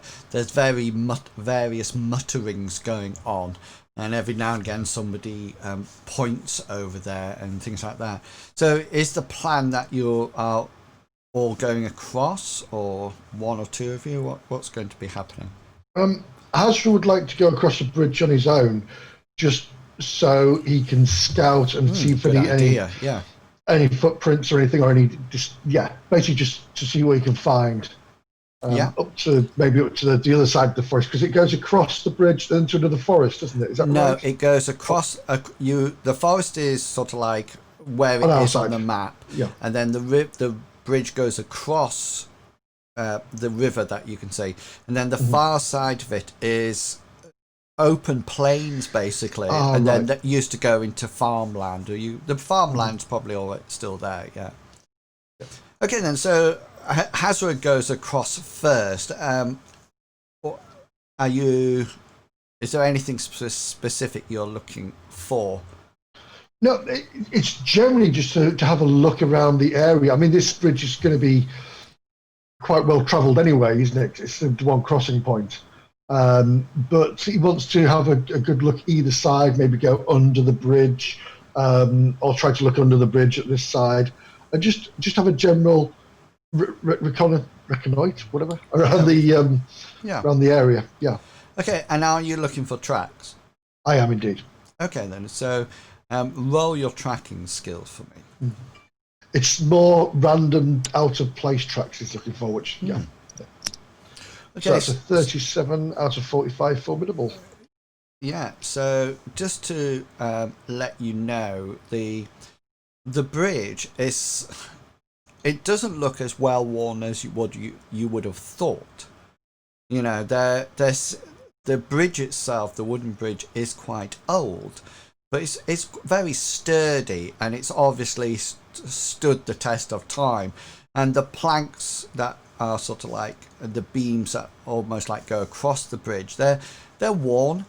They've been here a long time, but they're not rotten or anything like that.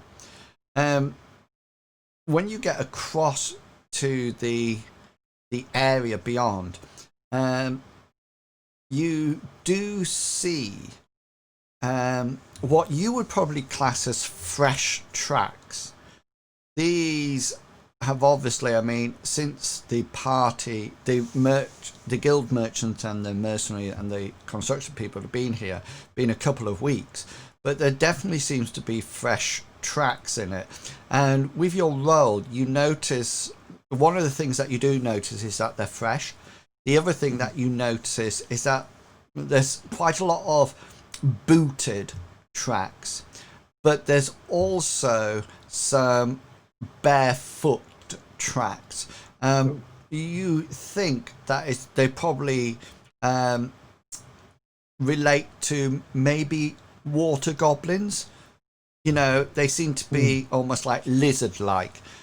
Right. There's not as many of them. The other thing that you do find is that they seem to be quite well organized, in the sense that they're not random across the site. They're definitely going to areas of construction. And once you're now across Hazra, and I'm assuming that you'll probably feed this back to the rest of the party, so the rest of you can hear it when Hazra comes back. There's several other things that you notice just in the construction site to start off with. There seems to have been some tents there, maybe 3 or 4. They are not taken down. They are ripped to shreds. It seriously looks as if somebody has just gone on a rampage and torn the canvas left, right and centre. It looks like it's ripped. It looks like it's been knifed. It looks like sword swipes. If a tent could be butchered, it looks like that. The other thing that you notice, just from looking around the place, as we're not disturbing any of the tracks, is that you notice within the campsite that it doesn't look. It almost like looks at what you, Medivac, and the rest of you as players would know as vandalism. A lot of posts being pulled out of the ground. You notice that anything that was possibly flammable in any sense of the word has been burnt. Some of it still remains, but it's literally been burnt. And it's almost as if somebody's just gone through the site and been malicious to it and almost like destroyed everything that is there. And this probably refers to why the people on the opposite side of the bridge, for the first time ever, the merchants are actually silent. And they anybody who's still with the wagon, any of you can make an insight roll if you wish it. It's completely up to you. If you think that your character would be watching them to sort of like see what they were doing, then that's absolutely fine. Hengist should never roll 1 point away from a free XP point.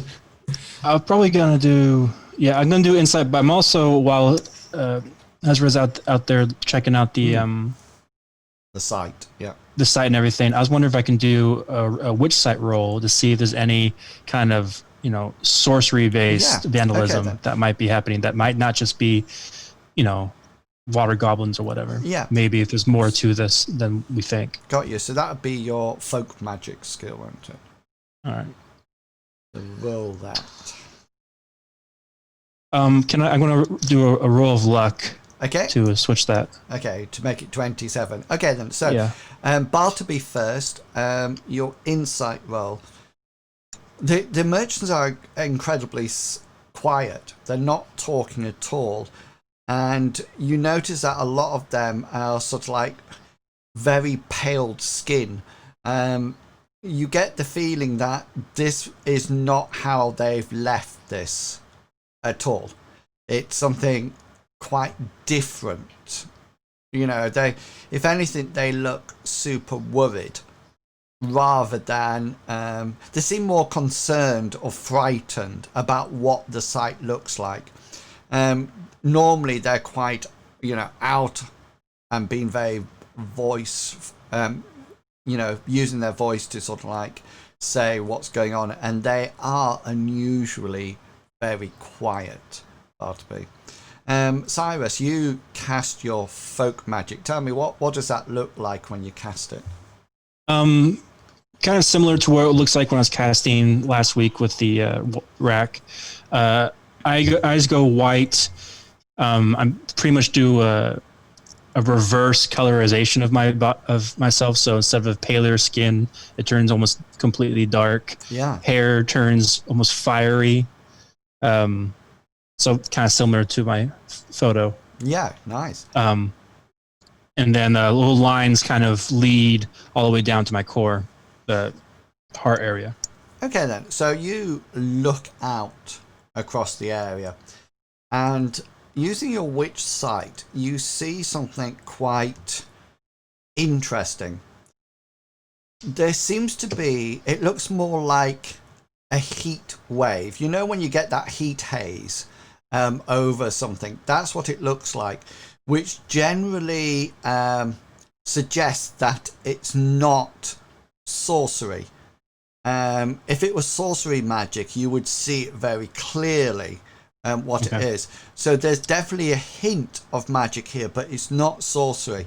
The interesting thing is that it's almost like the site and round the bridge, including the bridge, and probably an area of your side as well. Probably a circular area that is focused on the bridge itself.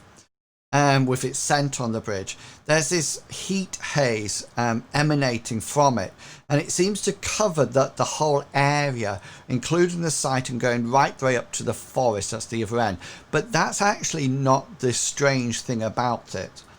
The strange thing about it is that there seems to be heat hazy lines coming in to this area. It's not regular. It's not like the spokes of a wheel or anything, but there's definitely some kind of hub of some kind of magic here, and lines going out. And with your witch sight on, these lines go to the edge of your vision. You know, they just stretch out, and however far you can actually see, you see this heat haze shimmer of some kind of magic. The important thing is that it definitely, the center of the lines definitely is around the bridge. Probably not on the bridge, probably more on the other side. But there's an epicenter of weird activity happening. Yeah, very. And when you look at it, you can almost like sense or feel the power. You know, it's powerful stuff, this. It's not hazy because it's weak. It's hazy because it's not your area of magic. But you can definitely see that there's some power behind this. Definitely. Okay. All right, good to know. Anyone else gonna do something, or because I was thinking I was gonna go approach Bartleby with my findings. Yeah, that's absolutely fine. You can approach Bartleby. Yeah. So I give him a heads up, kind of roughly what I'm seeing. It's like there's something different here. It's not what we thought. I don't think this is just, raiders coming around and knocking things over. I think there's some maliciousness that's ethereal. I see. And the Thieves Guild isn't really known for their magical abilities too much. I don't think this is the Thieves Guild. You never know. They're very, very crafty. When it comes to money, they'll do anything. Here's my thought on the Thieves Guild being part of this. This bridge makes it easier for things to go across, which means it makes it easier for them to steal stuff from. Such as unprotected caravans. I think that if anything, this might improve their ability to thieve. I'm pretty confident they have nothing to do with this. And you said you weren't able to identify the energies? There's something. It's not my expertise. I don't know. I'm all about real magic, so I don't know what this is. Well, if it's spirits, then we need to be concerned. And if it's something that I might be able to pick up, we should be very, very concerned. Give me some space, Cyrus. Bartleby is going to begin doing his own witch sight. I literally just walk away. Perfect. Yeah. Ooh, nice. So yeah, you see exactly the same. It's Can't identify it myself. It's definitely not religious or divine magic. Divine magic very rarely remains in an area. Very, very rarely. It's more sort of like a blessing is given and then that's it. This is quite alien to you as a theist. It's sort of like for the ground itself to be holding some kind of magic is completely alien. Your magic comes from Amriel. It doesn't come from the ground. You might find, centers of divine magic in churches or temples or on altars. But this is completely alien. It's just sort of like it almost like gives you the shivers that there's this great pulsing magic here that you as a theist can't understand. Cyrus and Bartleby, you do feel that if somebody could tap into this magic, then they would be seriously powerful. seriously powerful if they could tap into it.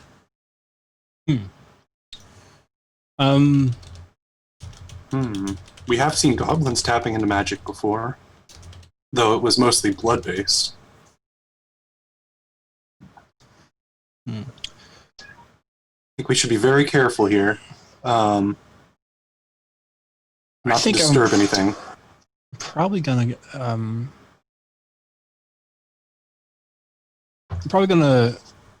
head over to Hazra and get closer to the epicenter, see if I kind of see anything that kind of shouts out like, "Oh wow, there's this weird demonic looking omen thing. That's weird," anything like that.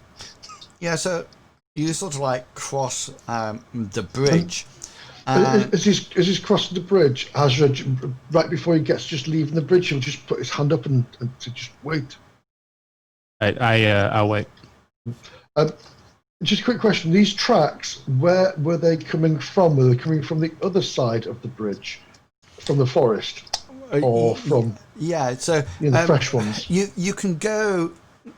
You probably need to go away from the camp and maybe do a circle, just to have a look. You don't need to roll your tracking again. That's absolutely fine. And there seems to be no tracks heading to the farmland across the. It seems to be all coming from the forest across here. But just as you extend your investigation, something else catches your eye, and when you first see one of them, you're not sort of like too bothered about it, but then you see another and another, and there seems to be a small pile, a mound of dirt. It's only about this long itself. It's not human length or anything like that. It's literally just short of a meter long, maybe, and about half a meter to 3/4 of a meter wide. And it's not piled up high. You just notice, that the ground, there's almost like a bump there.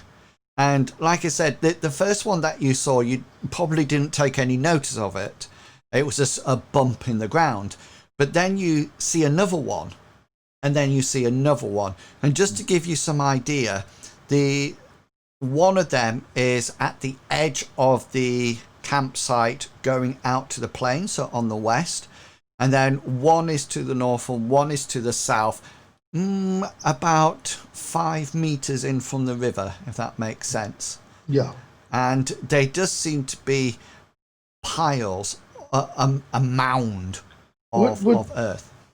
Would Hazra be able to link it to like what I'm trying to imagine it as myself is like a wide, flat molehill? Yeah. If you wish to roll your My Lord Nature. Well, yeah, you can roll what you want to get some indication of what you might think it is, but also how long you think it's been there for. So I'm quite happy for you to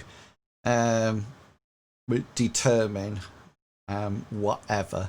Yeah, I'll use my tracking on that if it's going to be anything to do with how long something's been there, rather than knowing. That's fine. That's 39 out of 45 on a formidable. You think they've been here maybe a week? Right. And that would cross with the last attack, wouldn't it? Yeah. In a sense. Or what? Yeah. Probably after the last attack. Right. So with that, he'll go across to Cyrus and so sorry, my friend. I just didn't want you to disturb any more tracks. I was looking for. But how can I help you? What do you know? There seems to be an epicenter of magical activity up ahead on that side of the bridge. What'd you see? What is an epicenter? A focal point. Essentially, there's in one specific area there seems to be magical Ubujuba. I don't know. Oh, but, and that is here, is it? It is. So it's like, are you saying it's like somebody's dropped a pebble into a lake and it's caused a big ring, and where the pebble is dropped, that's where it's from? You got it. Yeah, that makes sense. Yeah. Just kind of worried. I think I talked to Bartleby about this earlier too. I think it's not just like water goblins coming around and just smashing things. I think there is some magical maliciousness happening here. So we need to figure this out. Yeah. As Cyrus is talking to Hazra, Hazra will just, without even thinking, he'll just put his hand to his jaguar teeth, and he'll just rub it in his fingers, just without even thinking, in his talking to Cyrus. And so, what do you think has caused this? Is it something that might go away, or is it?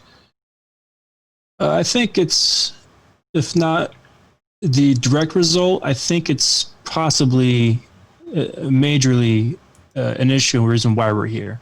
I think that's why things are falling apart. I don't know what it is. It's not very clear to me. I just know something's happening.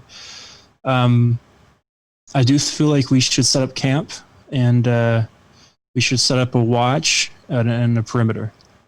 But you say this is like a big circle around here. So we should set up a camp outside of the circle. Perhaps? Yes. Yeah. Outside of the circle would be better. But away from the forest, because the tracks that I found seem to have come from the forest across the bridge to here. Yeah, and just in general, so we can be able to see them if there's an attack or something similar before. But also don't want to get too close to the river because that's where we attacked before. No. Well, maybe just a thought. Maybe why don't we set the camp up at this side on this farmland over there, away from the circle? You think the bridge is sturdy enough for the caravan to cross over? Yes. It's a very old bridge. It's a very well made bridge, and that's what it's there for. It's for caravans to go across. Okay. Yes. Yeah, let's do on that side so we can see if any attack comes. Yeah. I mean, maybe Hengist might know of a good idea as well. If you talk to him, whether he could set up. He's very, very knowledgeable in defensive. Well, he's been here before, right? So yeah, I'll kind of direct you to walk with me to Hengist. Hazra, are you going to mention the mounds that you found? I will do, because my next thing was going to be, just before we leave, I wouldn't mind just get my spear and just poking it into it, just to see if there's any resistance as it goes through. It looks like it's not hard or anything. It just looks like it's soil piled up. Right. Do I see him do this? Probably, yeah. Okay. As you will said, Cyrus said, look, what do you think of these things are then? I'm gonna roll.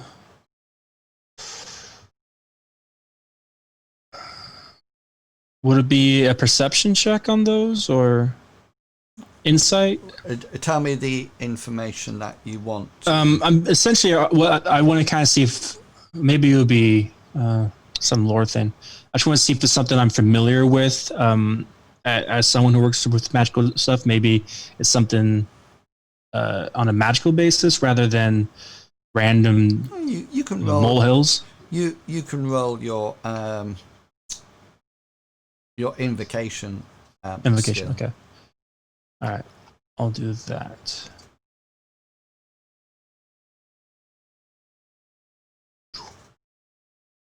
Yes. Nice. Very nice. You haven't. There's nothing that you've been aware of that in sorcery magic that would require this to happen. You know, it's not something that you've seen before. And to be honest with you, you sort of like think about it for a while, and if it probably was something to do with sorcery, then you would expect some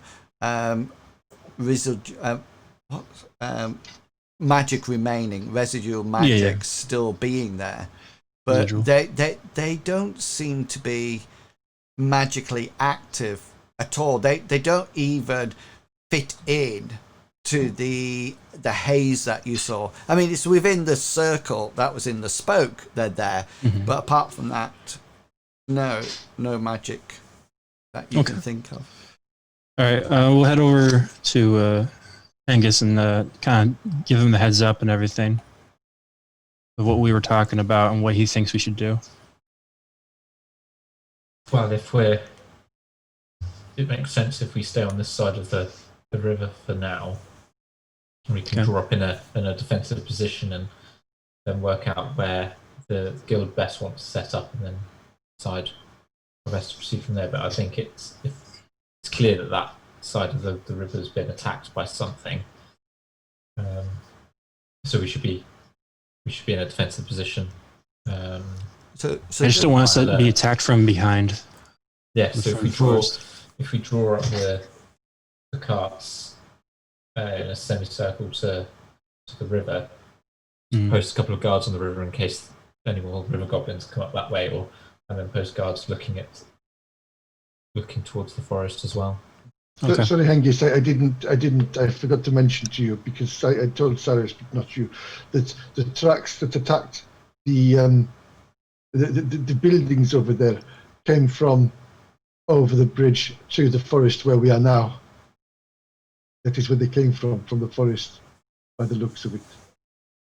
Just to let Cyrus and Hengist know, if you ever want to roll, whenever you roll your tactics or strategy skills or whatever you've got, then what I use that for is a score against somebody. Say, for example, you rolled and you got 76 and I try to stealth in and I got less than that or failed at my roll. Can you see? I use that as a basis of how good the setup is. So, you sort of like can say how you want, that's absolutely fine.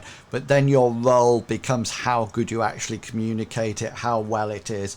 And also is a role that, so if you had a good strategic role, then the chances are nothing's going to get in without you actually seeing it. So, and that's how I use it. Okay. All right. So this side or the other side?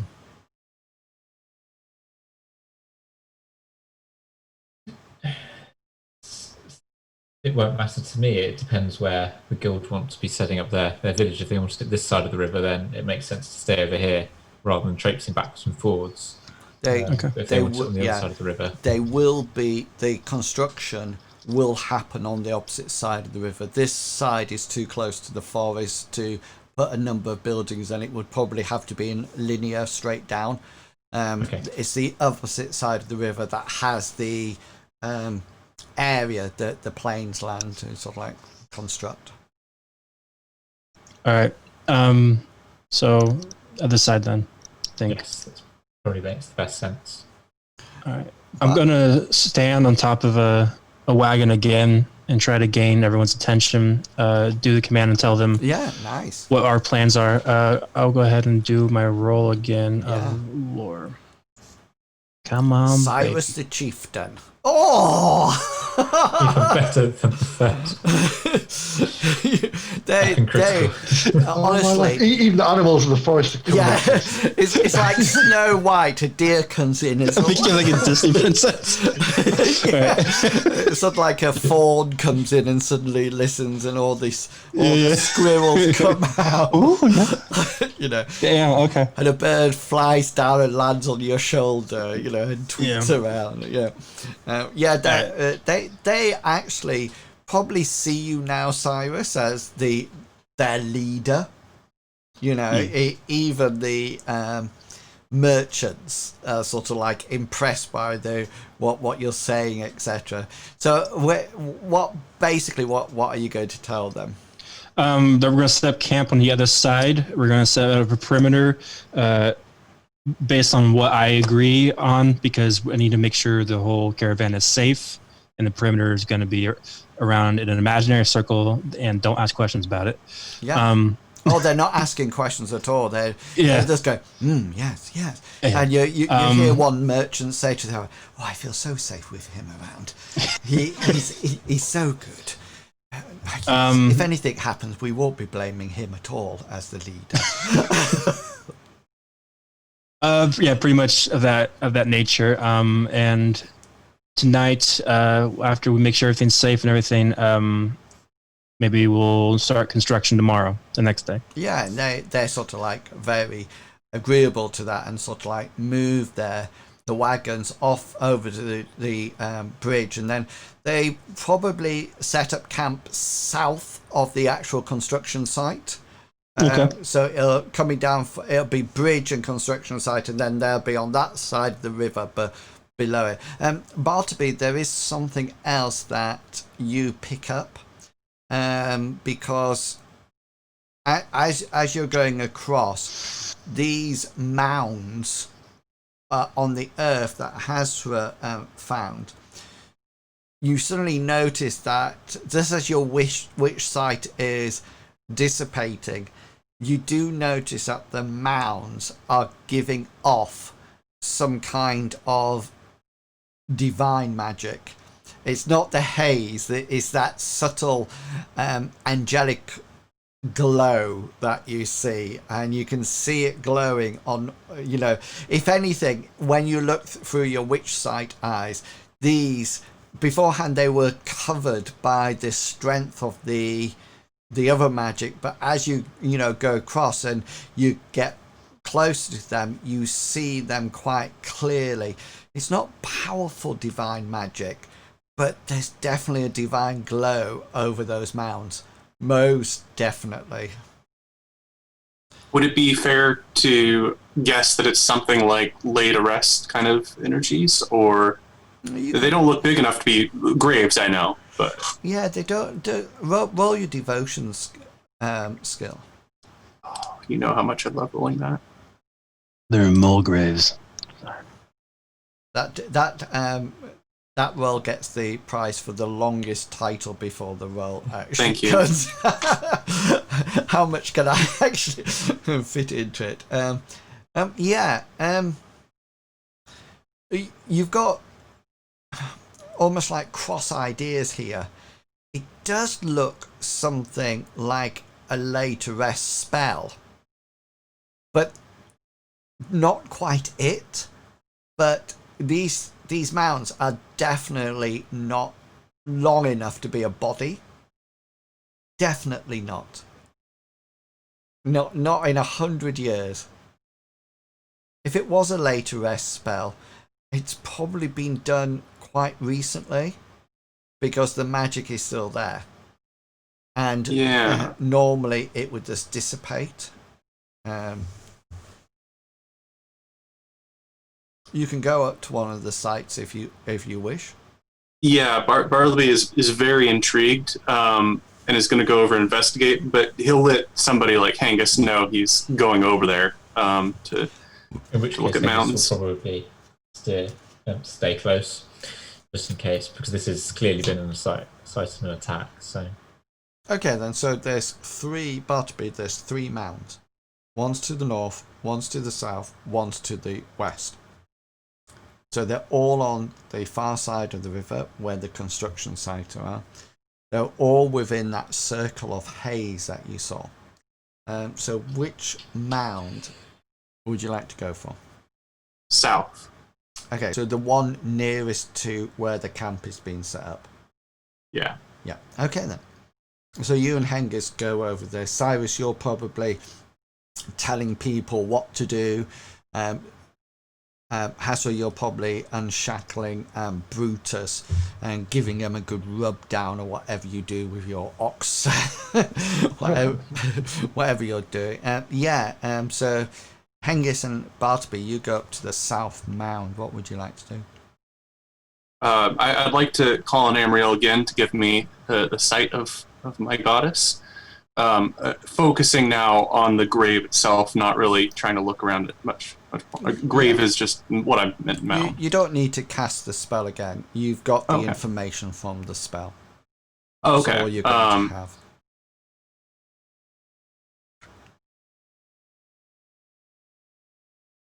So it would it be fair to guess that it's from a different god or goddess if it's divine? It's not from Amriel, you can tell that. Okay, yeah. But you're not too sure what. Definitely some kind of divine magic. With Hengist there, Bartleby's going to just muse out loud what he saw. But I don't quite think I should be defiling whatever is this serves, but I also can't help but feel like it's part of what's going on here. Just pillar of energy there. Very subtle, quiet, not like the big haze. So it was fair to say it was more deliberate. Yeah. Well, I thought it might be a late arrest, right? But these aren't graves, or if they are, they're either for something very small, or something that has turned the body very small. So these are clearly not human, full-grown human size. I suppose there'd only be one way to figure out what's in here. It's to dig. Angus will walk away. No, he's going to squat down, and then he's going to sort of like gingerly pick some of the dirt, some of the stuff up, and sort of like look at it in his fingers. He's trying to work out if it's soil or not soil. If it's not soil, or if it's something, is it like ash? It's definitely soil. It's definitely soil. Okay. So he'll rub that out, sort of like do that, and then go, well, it's soil. It's not anything else. So there could be something buried underneath it, I suppose. It's not the remains of decomposed or magically intervened remains of a human being. I would have thought. I see. I think no. I think there's only one way to find out, and that's by being brave. Bartleby is going to try to get to the bottom of this. He's going to start digging as best he can to see if there's anything in this area, this mound. Are you using your hands for this? Hengist will offer to help, but he will use his dagger. So he'll get his dagger out and use it kind of like a shovel in a way, sort of like to dig down. And what about Bartleby? He'd be using his hands. He's a man of the earth, but he probably is leaning on his club to kind of keep balance as he's on his knees, digging with his hand. Okay, so you sort of like try to use a dagger, some kind of trowel or something, and it's shifting some of the dirt, but not a huge amount. But Bartleby, you're probably using a hand to sort of like scrape, and part the soil. And it's you, Bartleby, that gets down to the object first. Well, not an object. Objects. There's definitely, you part a bit, and then you see that all too familiar pale ivory sort of like sight in it. There's definitely bones inside this mound. They don't, you sort of like move away and you sort of like see an edge of one or the middle bit of one. Do you wish to continue to sweep it out? No, I don't think it's wise to disturb bones. This feels like a bad idea now. If you want to ascertain what kind of bones are out, then you can use your healing skill. But I'll probably have to clear a little bit more. Correct. I've already disturbed the grave, so I think I'm gonna continue. I want to figure out how this person might have died. Okay, then. So you start to remove the soil, and you're very much aware that this is not a skeleton. This is definitely a pile of bones, and it looks like all the bones have been put within that sort of like 30 to 50 centimeter long area, and then the soil built up around it. There's definitely, it's either lots of little things in here or one quite big thing. Roll your healing skill. This is actually going to be. Oh, never mind. I was just about to say it's going to be a hard roll, but so that's absolutely fine. You actually find a skull. The rest of the bones are very hard to sort of like identify, but you actually find a skull, and you know straight away that it's definitely not a human skull. It's some kind of animal. By the teeth, you think it might be some kind of feline or wolf-like head. The other thing that you do notice is that the vertebrates, the spine, is not intact.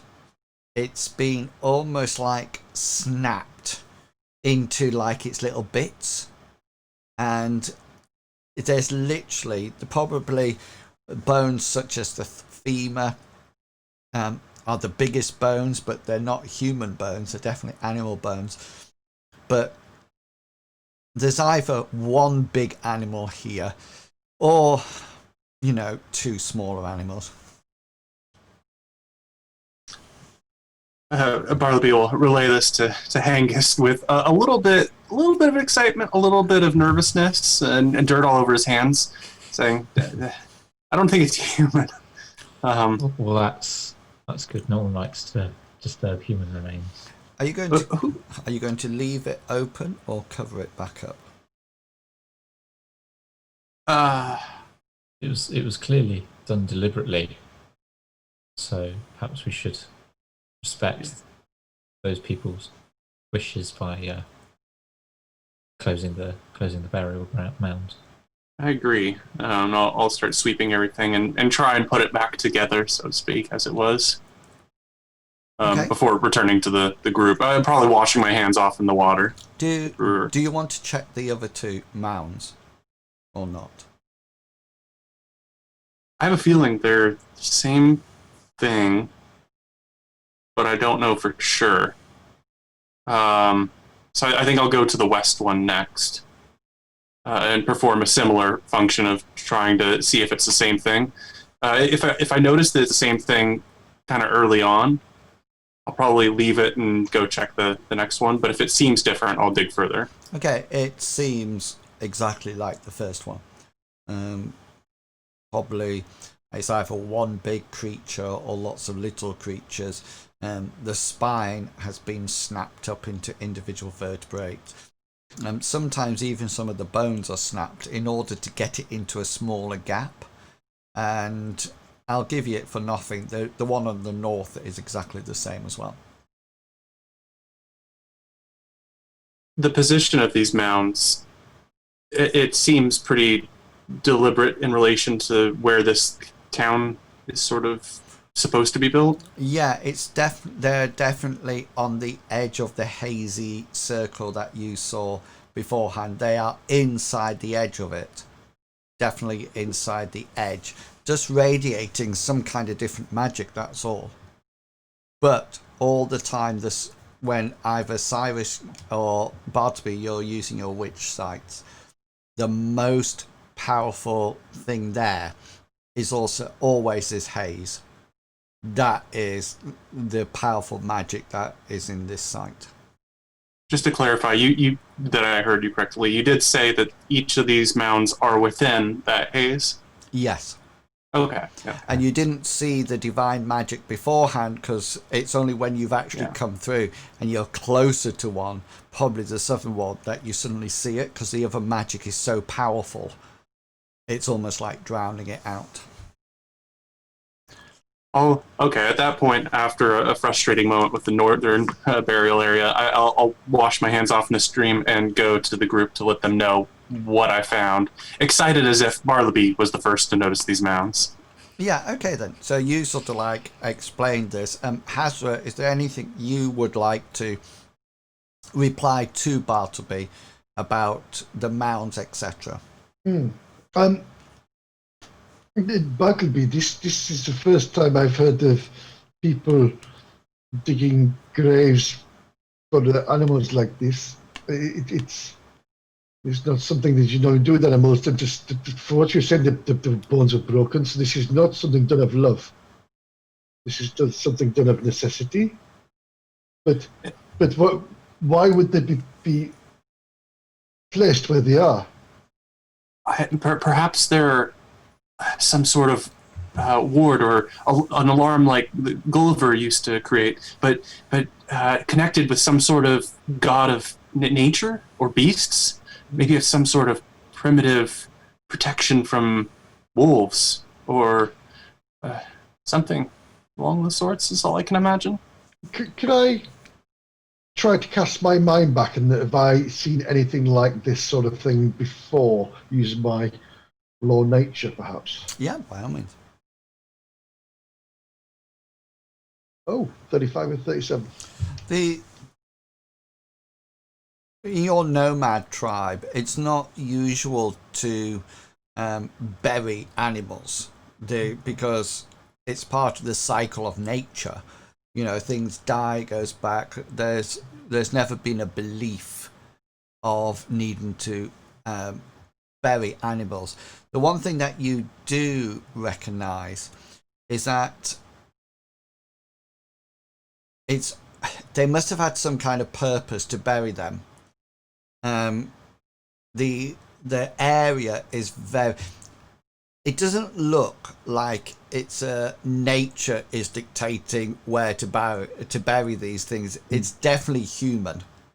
You know, everything about these mounds seem to be totally artificial and against nature. You know, they're symmetrically opposite each other. The north and the south one. The west one is in exact line with the bridge. This is not something that planned. Yeah, most definitely. It's almost as if it's human or humanoid doing. I mean, the majority. I mean, if your tribe, you know, killed a deer, they wouldn't leave the bones and bury them. You know, the bones would be used for tools or whatever. Exactly. Yeah. Everything gets used. I will say this to Bartleby, and it'll be, and Bartleby, this doesn't seem right to me that it is. And you say there is this. Well, Cyrus says a large circle of power that that they are inside. Are they helping it? Perhaps you know me and magic. I know nothing. I bow to the blessings of Amriel, but magic it confuses me. But should we dig them up? Should we move them out of the way? Well, it feels different than the haze, and that's where it's hesitating on doing anything about them. I don't know if they're connected, and I don't think that they're connected, but they're doing something. But they're so perfectly placed. And look, from what you say, they're inside this hazy circle. They might be preventing the hazy circle from spreading. I never even thought of that myself. So that is very, yes. The haze is something that feels almost like a pool of water that is just there and of itself. And the magic of the gods and goddesses, it's like a strike of lightning. It's there and then it's gone. Have you maybe tried to well, no, I don't know. I do not know. Have you said a prayer over the bones, perhaps? Do what to the? Have you said a prayer over the bones to maybe ease their passing if they've been horribly ripped apart?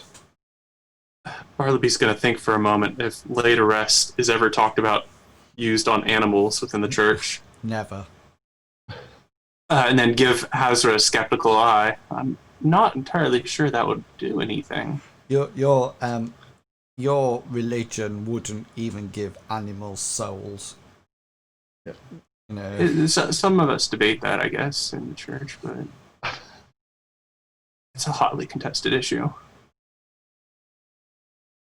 Okay, but perhaps maybe we mark out these mounds so people don't go near them, and when we set up camp, we can keep an eye on them. Perhaps tonight, while we decide what we're going to do tomorrow. Now, what I could do though is I could try and ask for Amriel to cleanse wwhatever's there. Oh. But again, I'm not sure what that would do. That cleanse, could. it sounds like a damn good moisturizer to me. A bit of My goddess gives me the softest skin. yeah, a bit of exfoliation as you go. Whatever you think is wise, Bartleby. I bow to your judgment. I'm going to need to pray on it before I make a decision. If it comes back to bite you, Bartleby, it was your decision. Are you casting a spell? Bartleby is going to wait on casting any spells about that. He needs to think things through before he makes rash decisions and requests of Amriel. Okay. Because he doesn't want anything to get worse. But so, Cyrus and Hengist, who's going to roll? Are you going to roll your tactics and strategy rolls to set up a camp that is protected, etc., etc.? Yeah, can do. Yeah. Yeah. Are we going to do it joint? Or... Sure, let's do joint. Okay. So who's got the highest one? Yeah. I've got 52. I have 49. So could I augment as well? Because my plan is to put traps around the camp. Would that make a difference? Traps for what? I was going to put snares and things, tripwires, if possible. Is this to catch animals? No, this is to make a noise if somebody comes into camp on a night time. Yeah, like a trap that would capture somebody or something like that. No, just trip them up or make them make a noise. I think that would be two different roles. Right. Because do you have a? We normally go on your survival skill. That's right. Yeah. Yeah. So I'll just increase the difficulty because your survival skill when you're setting traps are for animals and snares. That's right. So we'll just change the grade of difficulty. So Hengist, you'll be the one that's rolling, and it augment from Cyrus's. What was your Cyrus? Pardon? What was your roll? Your skill? Oh, I had a roll. Sorry, wrong area. All right. Here we go. What's your actual skill? 49. 49. So was it 20%? Isn't it? Is that what you augment with? According to your macro, it's 10%. 10% then. Yeah, that's cool. So I still roll, all right? No, so you're augmenting the higher roll. So we use your skill as a temporary buff to Hengist's skill. Got it. Perfect. Oh, yes, nice. Nice. What? 2 heads are better than 1. Yeah. Working together. Yeah, that is so that will be, just make a note of it, Hengist and Cyrus, just in case I forget, but your roll was 7 crit. Okay, so that's the thing. Okay, then, so that's set up. So if anybody tries to stealth into the camp or disturb you or anything, they would have to get a crit on their roll. And then to beat you, they would have to get more than 7. Okay, to actually beat you. So that is a good roll, because even if they crit, is that roll before or after the 10% increase? That's after. So my normal skill is 52. Got it. Okay. So your augmented roll actually made it a crit. Yeah. Okay. Because it went from 52 to 62. Yeah. And 52 would just be a 6. would be the crit, but the 62 makes it a 7 because they round up. Okay, and Hazra, you're going to roll your survival skill. So I brought 10 extra traps with me to place around. And this was the whole idea of bringing these traps to do this. So here we go. Oh, 50 out of 51 Yeah, hard. and so you lay your snares, etc., around the actual camp. Okay, are you going to do the basic keeping watch like we did before? Yeah. Yes. Okay, then. So you've all got your numbers in any case. Okay, and people sort of like sit round in their own fires as normal. If anything, you notice a lot of people sort of like tasting the food rather gingerly. There's rumours going around that somebody's poisoning somebody, after the Bartleby incident. And you sort of like notice that you sort of like eat some things and everybody's very conscious and sort of like looking backwards and forwards. But you sort of like everybody has some kind of a meal.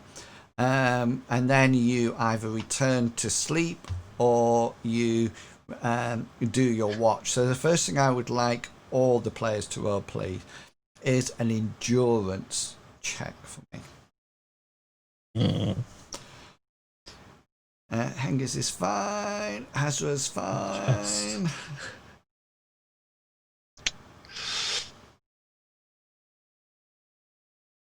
Do you wish to look and roll again? Yeah, I might as well look it. Yeah. Yeah. Come on. And 3 points. So Every cloud has a silver lining. You fumble on your roll, so just put a tick in the box because we'll remember to up it up when we do the next lot. So have I got Hengist? Yeah. Bartleby? Yes. Hazra? Yes. Cyrus? No. Okay then. So you all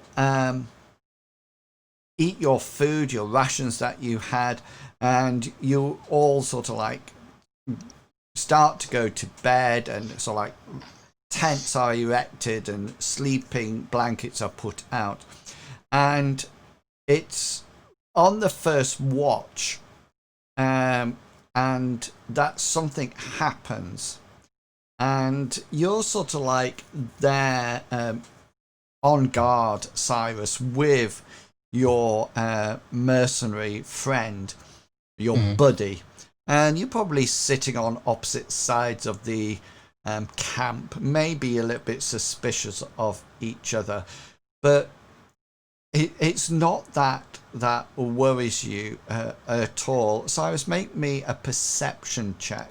I want to see how far things progress before you actually hear it. Okay, so you are probably at the other end of the camp or something, and all of a sudden you see breaking out of the construction tent. And when I say breaking out, I mean breaking out. He comes out sort of like flinging the flaps open, tent poles going one direction, another pole gets chucked onto what the remnant of the fire. He's bare chested, he's got his breeches on, bare feet, but he's carrying a weapon, and you sort of like look across, it only looks like a dagger, but he's almost like swiping the air in front of him, going like this, time and time again, and it's actually his shouts that wakes the rest of you up as well. And he sort of like is there, and he seems to be hollering and screaming at some kind of unseen foe. You have there's nothing else in the the campsite that you can see at all. And he's really aggressive. He's sort of like, don't come near me, don't come near. And then he sort of like flings out his dagger and seems to be swiping it through the air. And you can see, Cyrus, that he's sweating like anything. He's very red, and he seems to be completely and utterly irrational, and he's going backwards and forwards with this knife. Cyrus, can you just make me a perception check? Oh, nice. Fumbles with the endurance, but comes up. Okay, there's something that you notice, and you notice it quite clearly. His eyes are red. There's no pupil in it. It's just red. And because you got a crit, you actually notice that the reason they're red is because they're completely and utterly bloodshot. The whites are actually still there, but just with your critical roll there, you can see that it's as if all his blood vessels in his eye has almost like burst and flooded it red. And as you see that, one of his colleagues comes out of the tent and looks quite shocked and sort of like takes a step towards him, and he just lashes out with this dagger. I'm just rolling his. At 97, he misses the other person altogether, and this other guy sort of like steps back as if to think, what on earth? And I would like you all, please, don't forget to click on your token before you do anything. Let me just take you off the turn order to start off with. I would like you all, please, to roll initiative.